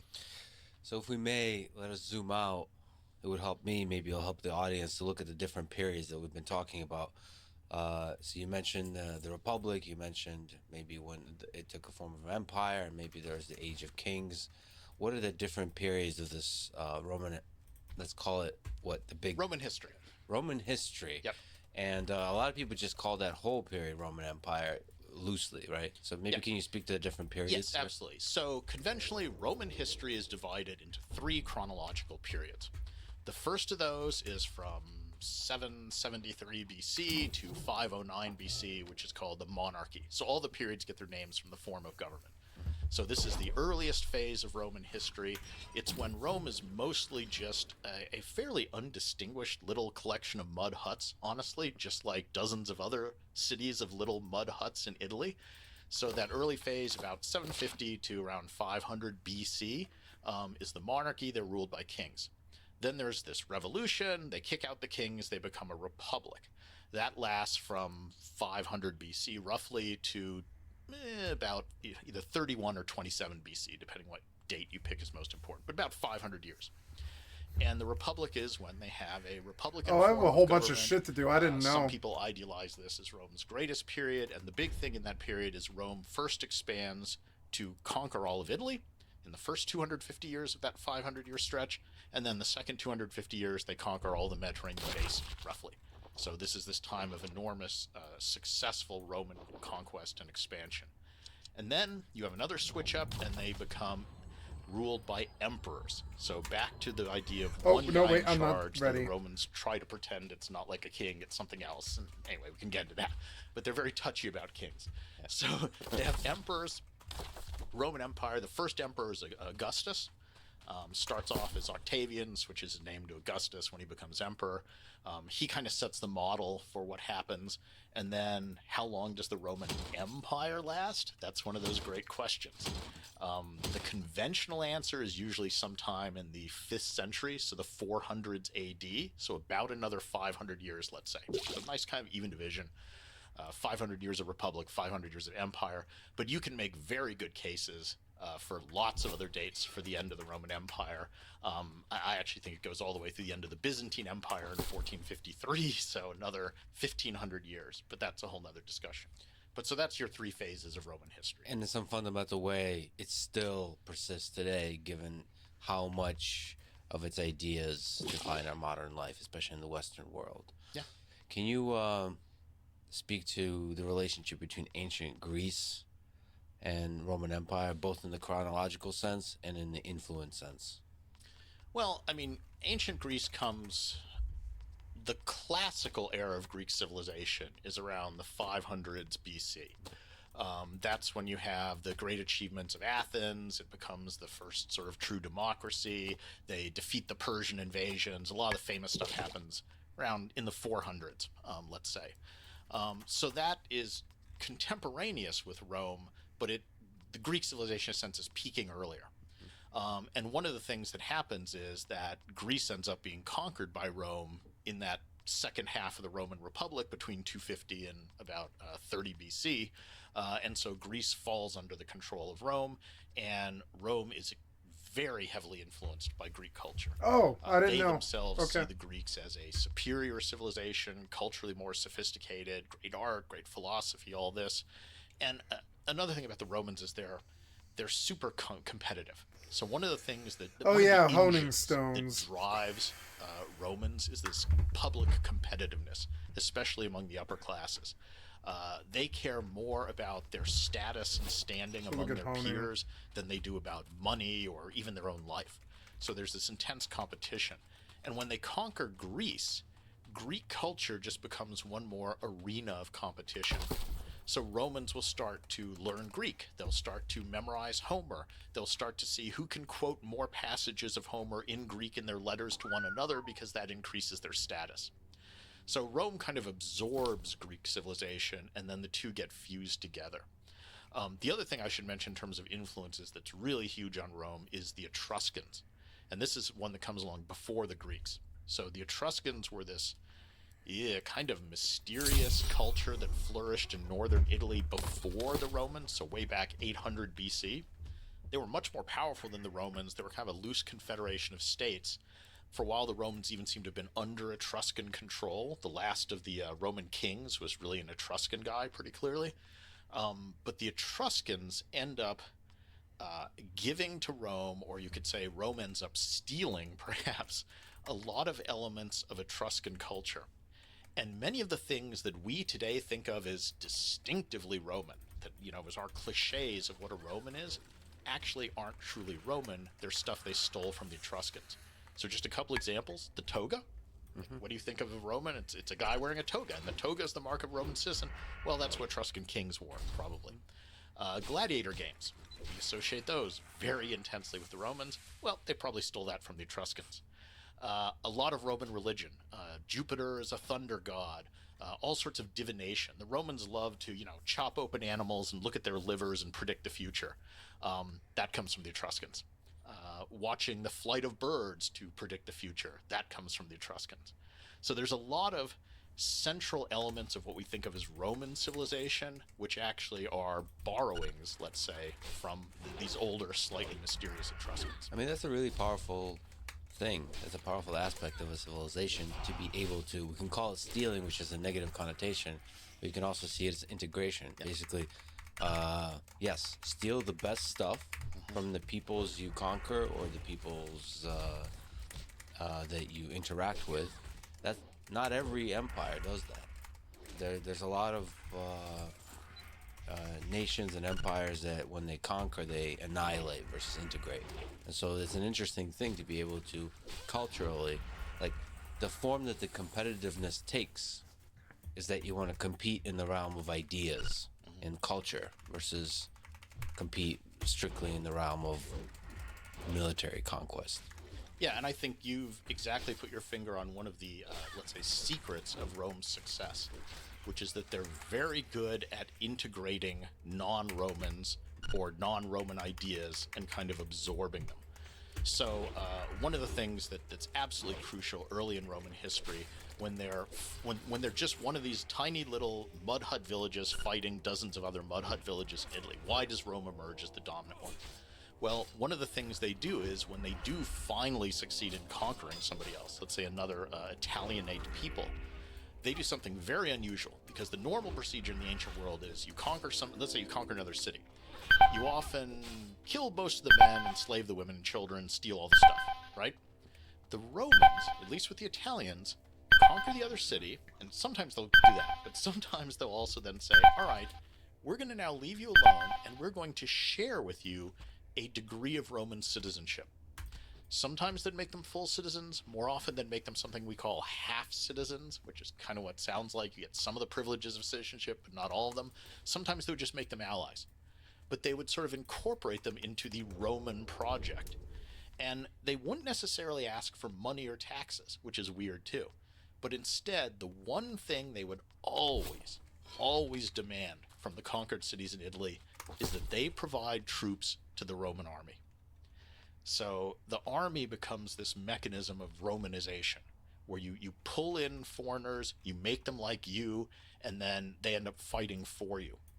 And early on, the secret to Rome's military success is not that they have better generals, it's not that they have better equipment, it's not that they have better strategy or tactics, it's that they have limitless manpower, relatively speaking. So they lose a war, and they just come back and fight again, and they lose again, and they come back and they fight again, and eventually they just wear down their enemies, because their key thing of their policy is we incorporate the conquered people. And the great moment that just exemplifies this is pretty late in this process. So they've been doing this for 250 years just about, and they've gotten down to the toe of Italy. They're conquering the very last cities down there. And one of the last cities is actually a Greek city. It's a Greek colony. It's a wealthy city, and so when the Romans show up on the doorstep and are about to attack them, they do what any rich Greek colony or city does. They go out and hire the best mercenaries they can. And they hire this guy who thinks of himself as the new Alexander the Great, a man named Pyrrhus of Epirus. So he's a mercenary. He's actually related to Alexander distantly. He has a terrific army, top-notch army. He's got elephants. He's got all the latest military technology. The Romans come and fight a battle against him, and Pyrrhus knows what he's doing. He wipes out the Romans. He thinks, okay, now we'll have a peace treaty, we'll negotiate something, I can go home. But the Romans won't even talk. They go to their Italian allies and half-citizens, they raise a second army, they send it against Pyrrhus. Pyrrhus says, okay, these guys are slow learners, fights them again, wipes them out. Thinks, now we'll have a peace treaty. But the Romans go back to the allies, raise a third army, and send it after Pyrrhus. And when he sees that third army coming, he says, I can't afford to win another battle. I win these battles, but each time I lose some of my troops, and I can't replace them. And the Romans just keep sprouting new armies. So he gives up and goes home. So Rome kind of loses every battle, but wins the war. And Pyrrhus, one of his officers, has a great line as they're kind of going back to Greece. He says, fighting the Romans is like fighting a hydra. And a hydra is this mythological monster that when you cut off one head, two more grow in its place. So you can just never win. That's fascinating. So that's the secret to Rome's early success. It's not the military strategy. It's not some technological I asymmetry of power. see. It's literally just manpower. Mm-hmm. Early on. Early on. And later, the Romans get very good when we're into the empire phase now. So once they have emperors into the AD era of kind of doing the same thing by drawing in the best and the brightest and the most ambitious and the most talented local leaders of the people they conquer. So when they go someplace, let's say they conquer a tribe of what to them is barbarians, they'll often take the sons of the barbarian chiefs, bring them to Rome, and raise them as Romans. Damn. And so it's that whole way of kind of turning your enemies into your own strength. And the Romans start giving citizenship to areas they conquer. So once they move out of Italy, they aren't as free with the citizenship, but eventually they do. So they make Spain, a lot of cities in Spain, they make all citizens, and other places. And soon enough, the Roman emperors and the Roman senators are not Italians. They're coming from Spain or North Africa or Germany or wherever. So, as early as the 2nd century AD of the Roman Empire. So the first set of emperors, the first 100 years were all Italians. But right away at the beginning of the 2nd century AD, you have Trajan, who's from Spain. And the next guy, Hadrian's from Spain. And then a century later, you have Septimius Severus, who's from North Africa. You later get guys from Syria. So, the actual leaders of the Roman Empire are coming from the provinces. That's and brilliant. It's that openness to incorporating foreigners, making them work for you, making them want to be part of your empire, that I think is one of Rome's strengths. Yeah, taking the sons is a brilliant idea, and bringing them to Rome. Because it's a kind of generational integration. And the Roman military later in the empire is this giant machine of 500,000 people that takes in foreigners and churns out Romans. So the army is composed of two groups. You have the Roman legionaries, who are all citizens. But then you have another group that's just as large, about 250,000 each, 250,000 legionaries, 250,000 of the second group called auxiliaries. And auxiliaries tend to be newly conquered warlike people that the Romans enlist as auxiliaries to fight with them. And they served side by side with the Roman legions for 25 years. And at the end of that time, when they're discharged, what do they get? They get Roman citizenship. And their kids then tend to become Roman legionaries. So again, you're taking the most warlike and potentially dangerous of your enemies, kind of absorbing them, putting through this thing for 25 years where they learn Latin, they learn Roman customs, they maybe marry someone who's already a Roman or a Latin woman. They have kids within the system. Their kids become Roman legionaries, and you've thoroughly integrated what could have been your biggest enemies, right? Your greatest threat. It's just brilliant process of integration. Is that what explains the rapid expansion during the late Republic? No. So there it's more the indigenous Italians who are in the army at that point. They haven't really expanded the auxiliaries yet. That's more something that happens in the Empire. So yeah, so back it up. So we have that first 250 years of the Roman Republic. Yes. So from about 500 to, let's say, 250 BC. And in that period, they gradually expand throughout Italy, conquer the other Italian cities who are pretty much like them. So they're people who already speak similar languages or the same language, have the same gods. It's easy to integrate them. That's the ones they make the half-citizens and allies. Mm-hmm. Then in the second half of that period, from about 250 to, let's say, 30 BC, Rome goes outside of Italy. And this is a new world, because now they're encountering people who are really fundamentally different. So true others. They do not have the same gods. They don't speak the same language. They have fundamentally different systems of economy, everything. And Rome first expands in the Western Mediterranean. And there, their big rival is the city-state of Carthage, which is another city founded almost the same time as Rome that has also been a young, vigorously expanding, aggressive empire. So in the Western Empire at this time, you have two sort of rival groups. And they're very different because the Romans are these citizen soldier farmers. So the Romans are all these small farmers. That's the basis of their economy. And it's the Romans who serve in the army. So the person who is a citizen is also really by main profession a farmer, and then in times of war he becomes a soldier. Carthage is an oligarchy of merchants. So it's a very small citizen body. They make their money through maritime trade. Beautiful. So they have ships that go all over the Mediterranean. They don't have a large army of Carthaginians. Instead, they hire mercenaries mostly to fight for them. So it's almost these two rival systems. You know, it's different philosophies, different economies, everything. Rome is strong on land, Carthage is strong at sea. So there's this dichotomy. But they're both looking to expand, and they repeatedly come into conflict as they expand. So Carthage is on the coast of North Africa, Rome's in central Italy. What's right between them? The island of Sicily. So the first big war is fought purely dictated by geography. Who gets Sicily? Rome or Carthage? And Rome wins in the end. They get it. But Carthage is still strong. They're not weakened. So Carthage is now looking to expand. The next place to go is Spain. So they go and take Spain. Rome, meanwhile, is moving along the coast of what today is France. Where are they going to meet up? On the border of Spain and France. And there's a city at that point, at this point in time, called Saguntum. The second big war between Rome and Carthage is over. Who gets Saguntum?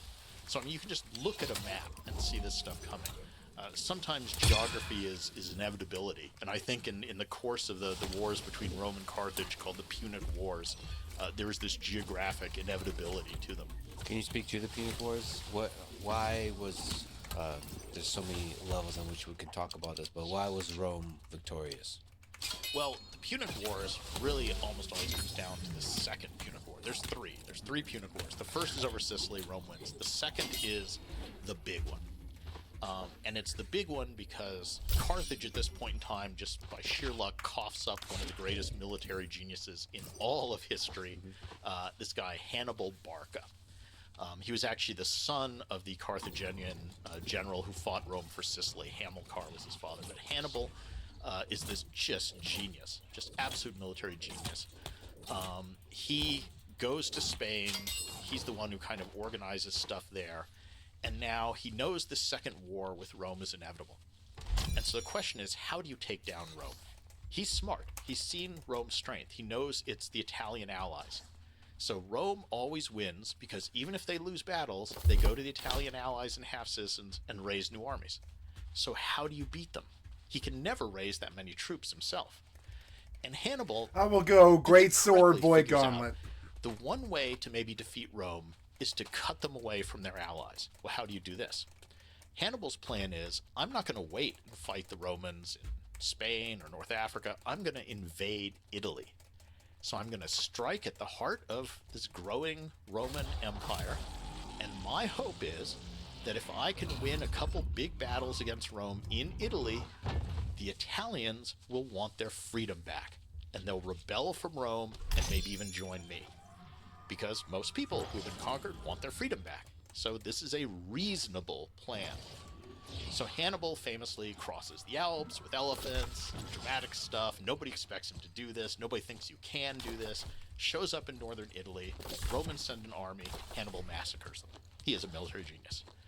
Rome takes a year, raises a second army. We know this story. Sends it against Hannibal. Hannibal wipes him out. Rome gets clever this time. They say, okay, Hannibal's different. We're going to take 2 years, raise 2 armies, and send them both out at the same time against Hannibal. So they do this, and this is the Battle of Cannae, which is one of the most famous battles in history. Hannibal is facing this army of 80,000 Romans about, and he comes up with a strategy called double envelopment. I mean, we can go into it later if you want, but it's this famous strategy where he basically kind of sucks the Romans in, surrounds them on all sides, and in one afternoon at the Battle of Cannae, Hannibal kills about 60,000 Romans. Now, just to put that in perspective, that's more Romans hacked to death in one afternoon with swords than Americans died in 20 years in Vietnam. I mean, you know, the Battle of Gettysburg, which lasted 3 days and was one of the bloodiest battles of the Civil War, I think the actual deaths at that were maybe like 15,000. Yeah, it's perfect. So this is fucking perfect bloodshed of an almost unimaginable scale. It's also brutal. Yes, just the I mean, slaughter. it's just mind-boggling to think of that. So now this is Rome's darkest hour. This is why the Second Punic War is important, because there's that, you know, Nietzsche phrase, what doesn't kill you makes you stronger. This is the closest Rome comes to death in the history of the Republic. Hannibal almost kills Rome. But no, it's not much of a spoiler. Rome's going to survive, and from this point on, they're going to be unbeatable. But this is the crisis. This I don't is know. the I could go crucible. light armor This and is just the try to get furnace that featherweight Rome again. passes through. There's nothing That is stopping the me. dividing point between when they're one more up-and-coming empire and when they're clearly the dominant power in the Mediterranean. So, what do they do about Hannibal? Well, they're smart. We're not going to fight Hannibal. We're not going to give Hannibal the chance to kill more Romans. So they adopt a strategy that they'll follow Hannibal, or they raise a couple more armies, follow Hannibal around, but whenever Hannibal turns and tries to attack them, the Romans just back off. No thank you. We're not going to give you a chance. Meanwhile, though, they're not scared of other Carthaginians. So they raise a couple more armies, and they send these to Spain, for example, and start attacking the Carthaginian holdings there. And by luck or necessity, Rome comes up with its own brilliant commander at this point, a guy named Scipio. And he wins victories in Spain, conquers Spain. Then he crosses into North Africa and starts to conquer that and ends up threatening Carthage directly. And poor Hannibal, undefeated in Italy, has now been walking up and down Italy, or marching up and down Italy, for 12 years looking for another fight. And the Romans won't give it to him.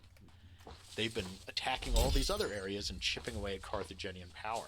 So finally, after more than a decade in Italy, Hannibal is called back to defend the homeland, defend Carthage from Scipio.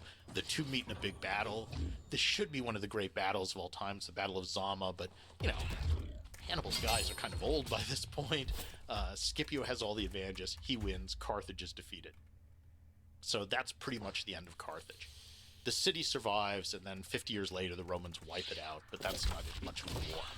But from this moment on, from the Second Punic War, which ends in 201 BC, Rome is undisputably the most powerful nation in the Mediterranean world. And having conquered the West, they're now going to turn to the East, which is the Greek world. And the Greek world is older, it's richer, it's the rich part, half of the Mediterranean, it's culturally more sophisticated, it's the world left by Alexander the Great that's ruled by the descendants of his generals. And the Greeks kind of view themselves as superior to the Romans. I mean, to the Greeks, the Romans are these uncouth, sort of savage barbarians. But they're going to get a real shock because the Roman army now has gotten really good to beat Hannibal. And when they go east, they're going to just defeat the Greeks relatively easily, one after the other. And there's a famous historian named Polybius, who is a Greek whose city was captured by the Romans. He later becomes a friend to the Scipio family. He actually teaches some of the Scipio children about Greek culture. And he writes a history of Rome. And his motivation for writing this is, he says at the beginning of this book, he says, surely there can be no one so incurious as to not want to understand how the Romans could have conquered the entire Greek world in 53 years, because that seems unimaginable to him. So he's writing this entire history as a way to try and understand, how did the Romans do it? We were these wonderful, superior people, and they came around in 50 years, bang, that's the end of us. So that's his motivation. Could you maybe speak to any interesting details of the military genius of Hannibal or Scipio? At that time, what are some interesting aspects of this double envelopment idea? I mean, Hannibal is good because he understood how to use different troop types and to play to their strengths and how to use terrain. So, I mean, this is basic military stuff, but he did it really well. So one of his victories against the Romans, for example, is when the Romans are marching along the edge of a lake and their army is strung out in marching formations. They're not kind of in combat formation, but they're strung out along the edge of this lake. It's misty, there's not good visibility, and he ambushes them along this lakeside, so Lake Trasimene. And it's just using the terrain, understanding this. Again, Hannibal is very much outnumbered, but he's able to use the terrain and to take the enemy by surprise. At Cannae, he's working against the expectations. So the traditional Look how strong that heel heel is. World is the two armies would line up on opposite sides of a field. You'd put your best troops in the middle. You'd put your cavalry on the sides. You'd put your lightly armed skirmishers beyond those. And then the two sides kind of smack together. And the good troops fight the good troops, and you see who wins. Get off me. Now, Hannibal is hugely outnumbered by this giant phalanx of heavy infantry, which is what the Romans specialized in. They're very good at sort of heavily armed foot soldiers. So he knows, I don't want to go up against that. I don't have that many of that troop type. My guys aren't as good as the Romans anyway. So he lines up some of his less good troops in the center against the big menacing Roman phalanx, and he tells them, okay, when the Romans come, you're not really trying to win. Just hold them up, just delay them. And even tells them you can give ground. So you can retreat and sort of let the line form a big kind of C-shaped crescent. Let the Romans sort of advance into you, but just hold that line. And meanwhile, he puts his cavalry and his good troops on the side. And so on the sides, those good troops defeat the Romans, and then they kind of circle in behind the Romans and attack that big menacing Roman phalanx from the rear where it's very vulnerable. And so Hannibal catches the Romans in this sort of giant cauldron, just with people closing in from both sides. And they get pressed together, they can't fight properly, they panic, and they're all slaughtered. And that strategy of double envelopment, sort of going around both sides, becomes the model for all kinds of military strategies throughout the rest of history. I mean, the Germans used this in their Blitzkrieg in World War II. A lot of it was kind of that, go around the sides and envelop the enemy. On the Eastern Front, they had a bunch of these sort of cauldron battles where they would go around and try to encircle huge chunks of the Russian army and do the same thing. Supposedly, even in the Gulf War, it was part of the U.S. strategy for the invasion of Iraq to do this kind of double envelopment maneuver. So it's something that for the rest of military history has been an inspiration to other armies. Can you speak to maybe the difference between heavy infantry and cavalry? The usefulness of it in the ancient world? The ancient world, sort of from the Greeks through the Romans, there's this consistent line of focusing on heavy infantry. So going back to Greece, when they're fighting, let's say, Persia, which at the time was the superpower of the ancient world, and vastly richer, vastly larger than ancient Greece, tons more men. But the Persians tended to be archers, tended to be light horsemen, tended to be light infantry, whereas the Greeks specialized in what are called hoplites, which is a kind of infantrymen with very heavy body armor, a helmet, a spear, and a really big heavy shield. And they would get in that formation where you kind of make the shields overlap and just form this solid mass, bristling with spear points, and just slowly kind of march forward and grind up your enemy in front of you. And so that's that sort of block of heavy infantry. The advantages head on against other things, they tend to win. The disadvantages, it's slow moving. It's vulnerable from the sides and the rear, so you got to protect those. But if you can keep frontally faced, it's pretty much invincible. And that's taken even further by Alexander the Great, who comes up with the idea, well, what if we even give them a longer spear? So Greek spears were 6 to 8 feet long. Alexander the Great arms his armies with the sarissa, which is this 15-foot, almost a pike, this extra long spear. And so when the spear is that long, you don't even hardly need the shields anymore.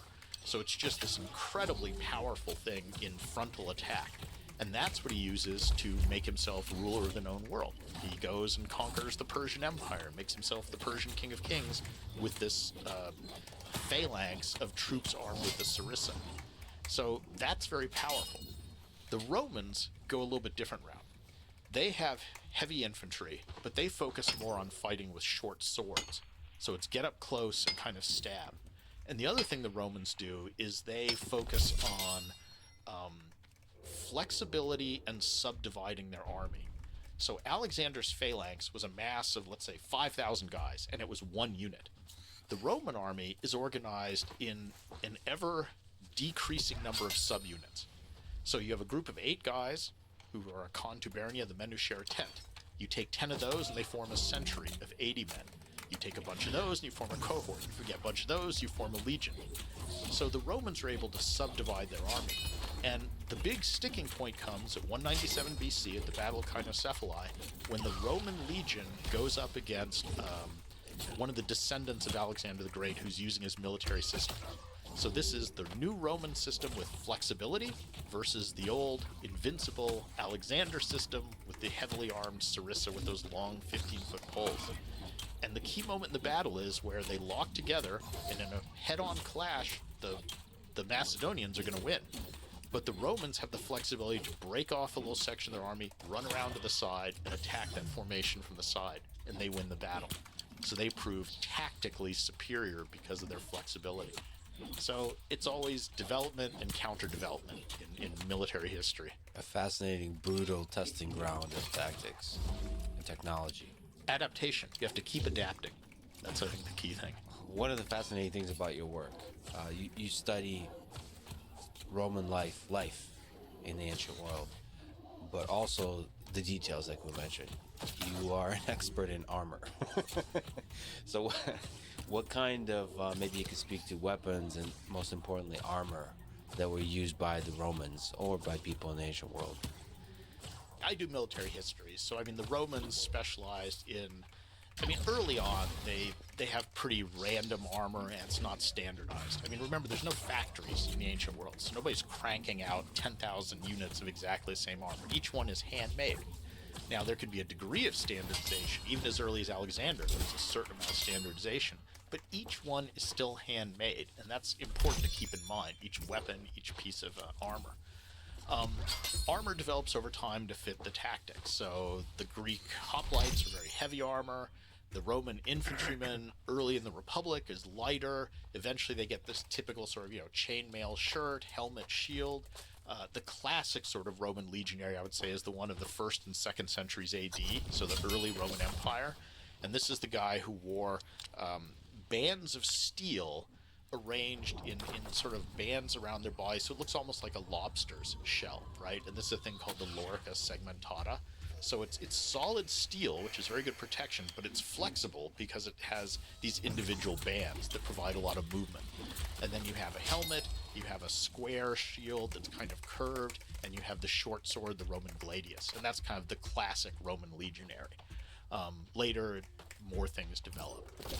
My personal sort of relationship with armor is I got really by accident, involved in this project to try to reconstruct this mysterious type of armor that was used especially by the Greeks and Alexander the Great, called a linothorax, which apparently was made only out of linen and glue. So this seems a little odd that, that's not the sort of material once you want metal or something. But we had clear literary references that people, including Alexander, and the most famous image of Alexander is this Alexander mosaic found at Pompeii that shows him wearing one of these funny types of armor. The catch is none survive. It's organic materials. So we don't have any of them. And archaeologists like to study things that survive. So we have nice typologies of Greek armor made of bronze, Roman armor made of steel or sort of proto-steel. But this thing, this linothorax, was a mystery. And one of my undergraduate students, a guy named Scott Bartell, had a real, an Alexander obsession. He really loved Alexander. As one should. He had Alexandros tattooed on his arm in Greek. And he was a smart student. He was really smart. And so he one summer made himself an imitation of this thing of Alexander's. Too many guys all at once. And he said, can you give me some articles so I could do a better job? So I some scholarly articles about this armor. And with typical sort of, academic arrogance, I said, why, Scott, of course I will. I'll give you some references. And I went and looked and there weren't any.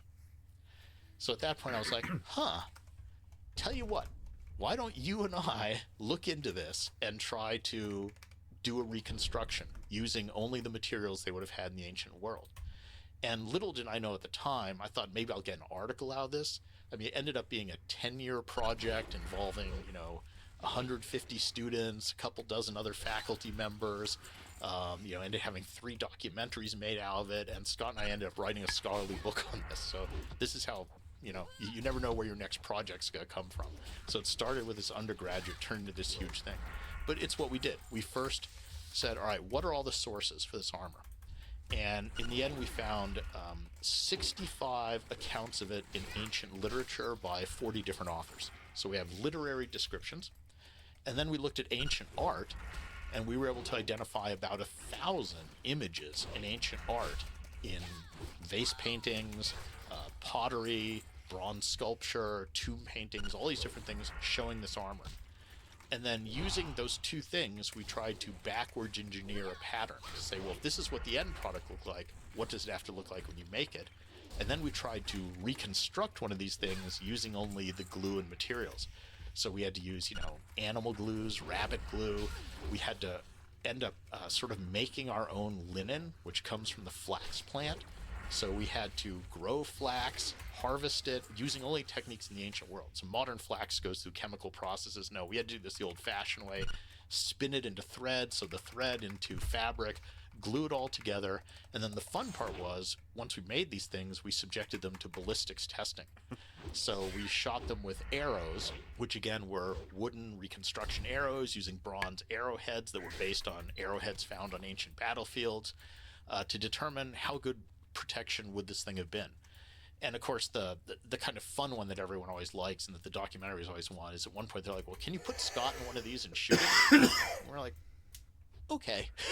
I mean, at that point, we'd done about 1,000 test shots. I grew up shooting bows and arrows. I knew exactly how far that was going to go. So it's one of these, don't do this at home, kids. So there's a million questions to ask here, but, in general, how well, in terms of ballistics, does it work? Like, can it withstand arrows or direct strikes from like swords and axes and stuff like that? Bottom line is a 1 centimeter thick linothorax. So laminated or even sewn, it doesn't have to be laminated, layer of linen is about as good protection as 2 millimeters of bronze, which was the thickest comparable body armor of bronze at the time. And we're talking 4th century, 5th century BC here.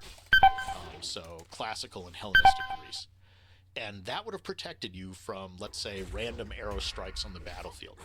So you could have gotten hit by arrows and they simply wouldn't have gone through. What are the benefits? Is there a major weight difference? Yes. So the benefits of this are it's much lighter than metal armor. So the linothorax is about 11 pounds. A bronze cuirass of comparable protection would have been about 24 to 6 pounds. A chainmail shirt would be about 28, 27 pounds. It's cooler. I mean, the Mediterranean's a hot place with the hot sun. Even today, a linen shirt is something you wear when you want to be cool. So it's much lighter. That gives your troops greater endurance on the battlefield. They can run farther, fight longer. It's cheaper. You don't need a blacksmith who's a specialist to make it. In fact, probably, this is interesting, any woman in the ancient world could have made one of these, because they were the ones who spun thread and sewed it into fabric. So Where are they I can now? easily see in a household a mother making this for her son, a wife making it for her husband.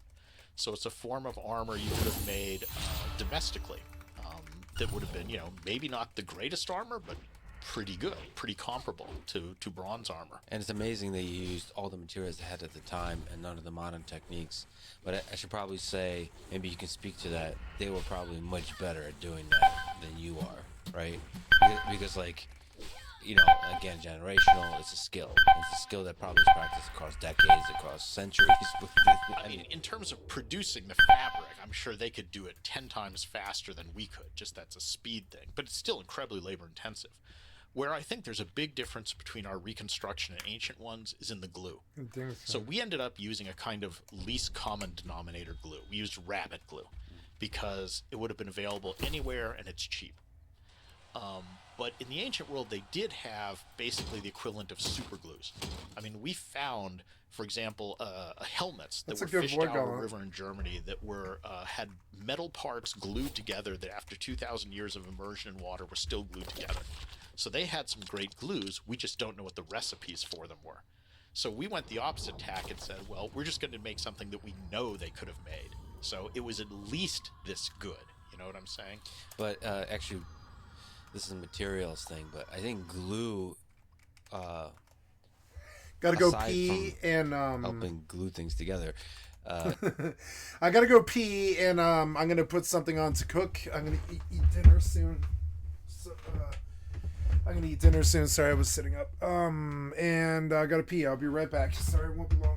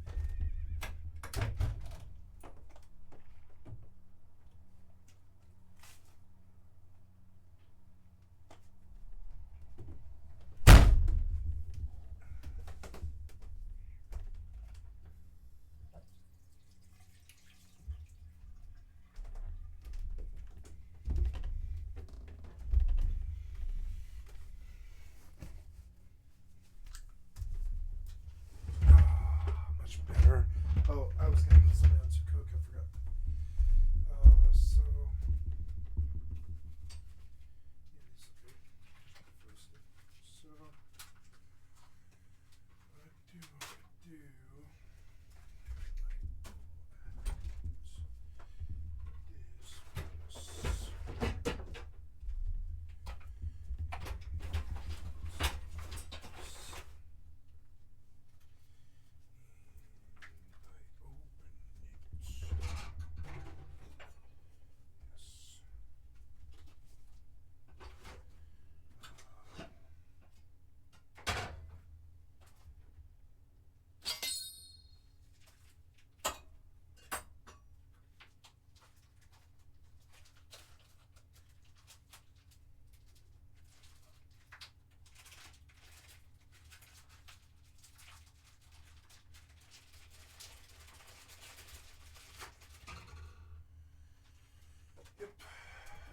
Meal, fairly cheap in the scheme of things.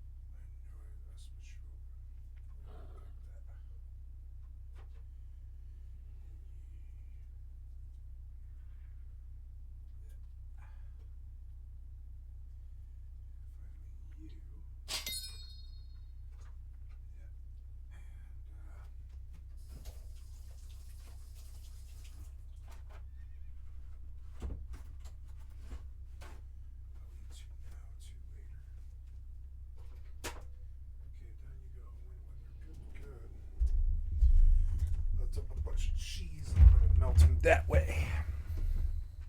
Okay, sorry about that. Okay, sorry, I was cooking some sausages. I'm gonna make some cheesy sausages with sour cream. I think it's gonna be amazing. Correctly, the way it maybe $5 permeates the material that it's gluing can strengthen the material, the integrity of the material. That's an art and a science probably that they understood deeply. The process of lamination did add something. So there's actually a huge debate among scholars and actually a sort of amateur archaeologist that was this linothorax thing glued together, or was it simply sewn together? Was it composite, partially linen, partially leather, or other materials? And my honest answer is, I think it's all of the above. Because again, every piece of armor in the ancient world was an individual creation. So I think if you had some spare leather, you put that in. If you wanted to make one that was just sewn together, or even quilted, stuffed with stuff, you do that. Maybe you were good at gluing stuff, you use that. So I think there's no one answer.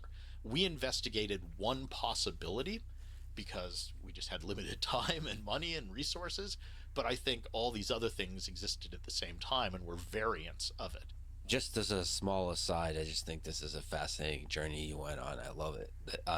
Sort of answering really important questions about, in this case, armor, about military equipment and technology that archaeologists can't answer by using all the literature, so all the sources you can to understand what it looked like, what were the materials, using the materials at the time, and actually doing ballistic testing.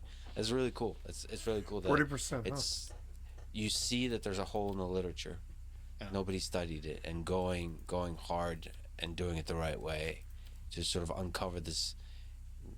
I don't know. I think it's an amazing mystery about the ancient world. I mean, shifting from just sort of Roman history in general to my research that I've done as a scholar, the theme that runs throughout my scholarship is practical stuff. Yeah. I'm interested, how did this actually work in the ancient world? So there's people who are much more theoretical, who look at, the symbolic meaning of something. I'm simpler. I just want to know, how did this work? So almost all of my books that I've written have started with some just, how did something work? And I'm trying to just figure out that aspect of it. And that's just, maybe it's a personality thing. I also have kind of a sciencey background, so I think I've used a lot of that. Even though I'm a humanist and a historian, I use a lot of kind of hard science in my work. I did a book on floods where I had to get really heavy into, vectors of disease and, hydraulics and engineering and all that stuff. And I think, again, having that sort of hard science combined with a humanist background helps with those sorts of projects. Well, like you said, I think the details help you understand deeply the big picture of history. And, I mean, Alexander the Great wore this thing. Yeah, so this is, and I should say, by the way, it does drop out of use around Roman times. And I think what's going on there is technology.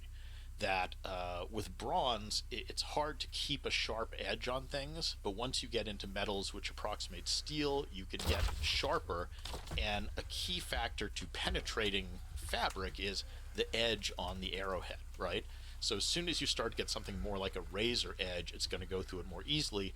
Also, there's changes in the bows that are being used. You start to get sort of Eastern horse archers showing up with composite bows, which are much more powerful. And so it just becomes outdated as frontline military equipment. What's interesting is by the Roman period, people are still wearing it, but it's now things like when I go hunting, if I'm hunting lions, I wear this. There's an actual source that says it's really good for hunting dangerous big cats because it catches their teeth and stops them from penetrating. One emperor wears one of these under his toga. It's kind of like a bulletproof vest, but stab-proof vest. So again, it's not to fight in the front line of the legions, but it'll protect him from somebody trying to assassinate him. So it still has those uses where you're not up against top-line military equipment. To honor the aforementioned undergraduate student who loves Alexander the Great, we must absolutely talk about Alexander the Great for a little bit. Why was he successful, do you think, as a conqueror? Probably one of the greatest conquerors in the history of humanity. Yeah, and I mean, that is then one of the greatest heroes or one of the greatest villains in humanity, too. It's like Julius Caesar. He's famous for conquering Gaul. Well, about 1 million people were killed and 1 million enslaved in that. So does it make him a horrible person or one of our heroes? But Alexander is a combination of two things. One is he really just was a skilled individual. And he was one of those guys who had it all. He was smart, he was athletic, and he was supremely charismatic. I mean, it's obviously one of these people that would walk into a room and everyone just kind of gravitates to him. He had that magic that made him an effective leader. And secondly, he was lucky because it wasn't all him. He inherited a system created by his father, Philip II.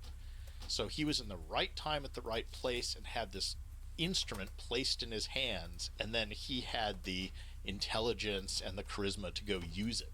So it's one of these coming together of different things. But often his father's contribution, I think, is not recognized as much as it is. It's his father who reformed the Macedonian army, who came up with that system of equipping them with the sarissa, this extra long spear that made them really effective, created the mixed army. So one of the keys to Alexander's success as in a tactical sense is that his army was composed of different elements: heavy cavalry, light cavalry, heavy infantry, light infantry, missile troops. And he understands that he can use these in different and flexible ways on the battlefield. Whereas a lot of warfare before then had just been you line up, two sides smashed together. So he did clever things with this army that was a better check the tool meat than that I'm others cooking. did. And then he was just supremely ambitious. I mean, he cared about his fame, which I guess is ego, but he clearly cared about that more than he did about things like money. He was indifferent to that. And he did have a grand vision. So he did have this vision of trying to unite the world both politically under his control, but also culturally. And this is an interesting thing. So he was very open, in fact, insistent of trying to meld together the best elements of all the different cultures. So he himself was a Macedonian, but he admired Greek culture, so he pretty much adopted Greek culture as his own. When he conquers Persia, he starts adapting elements of Persian culture. He dresses in Persian clothing. He marries a Persian woman. He sort of forces thousands of his troops to marry local women. He appoints Persians to positions of power. He integrates Persian units into his military. He really wanted to fuse all these things together. And some people see this as a very enlightened vision that, oh, he's not just, I want to conquer people and now they're my slaves. That he was really trying to create this one culture that was sort of the best of everything. Others see it, of course, as a form of cultural imperialism. You're destroying other cultures and trying to warp or twist them into something.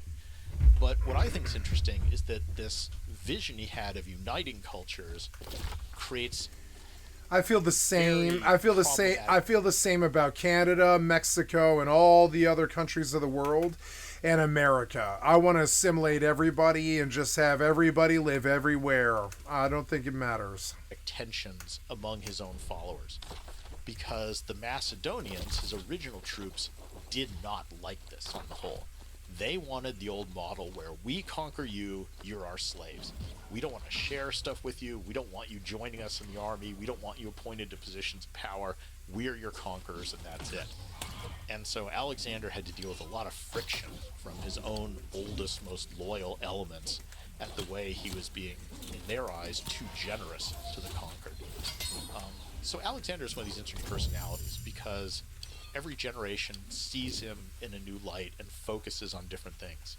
So for some, he's this enlightened visionary who was taught by Aristotle, the Greek philosopher, and they say, well, this influenced him.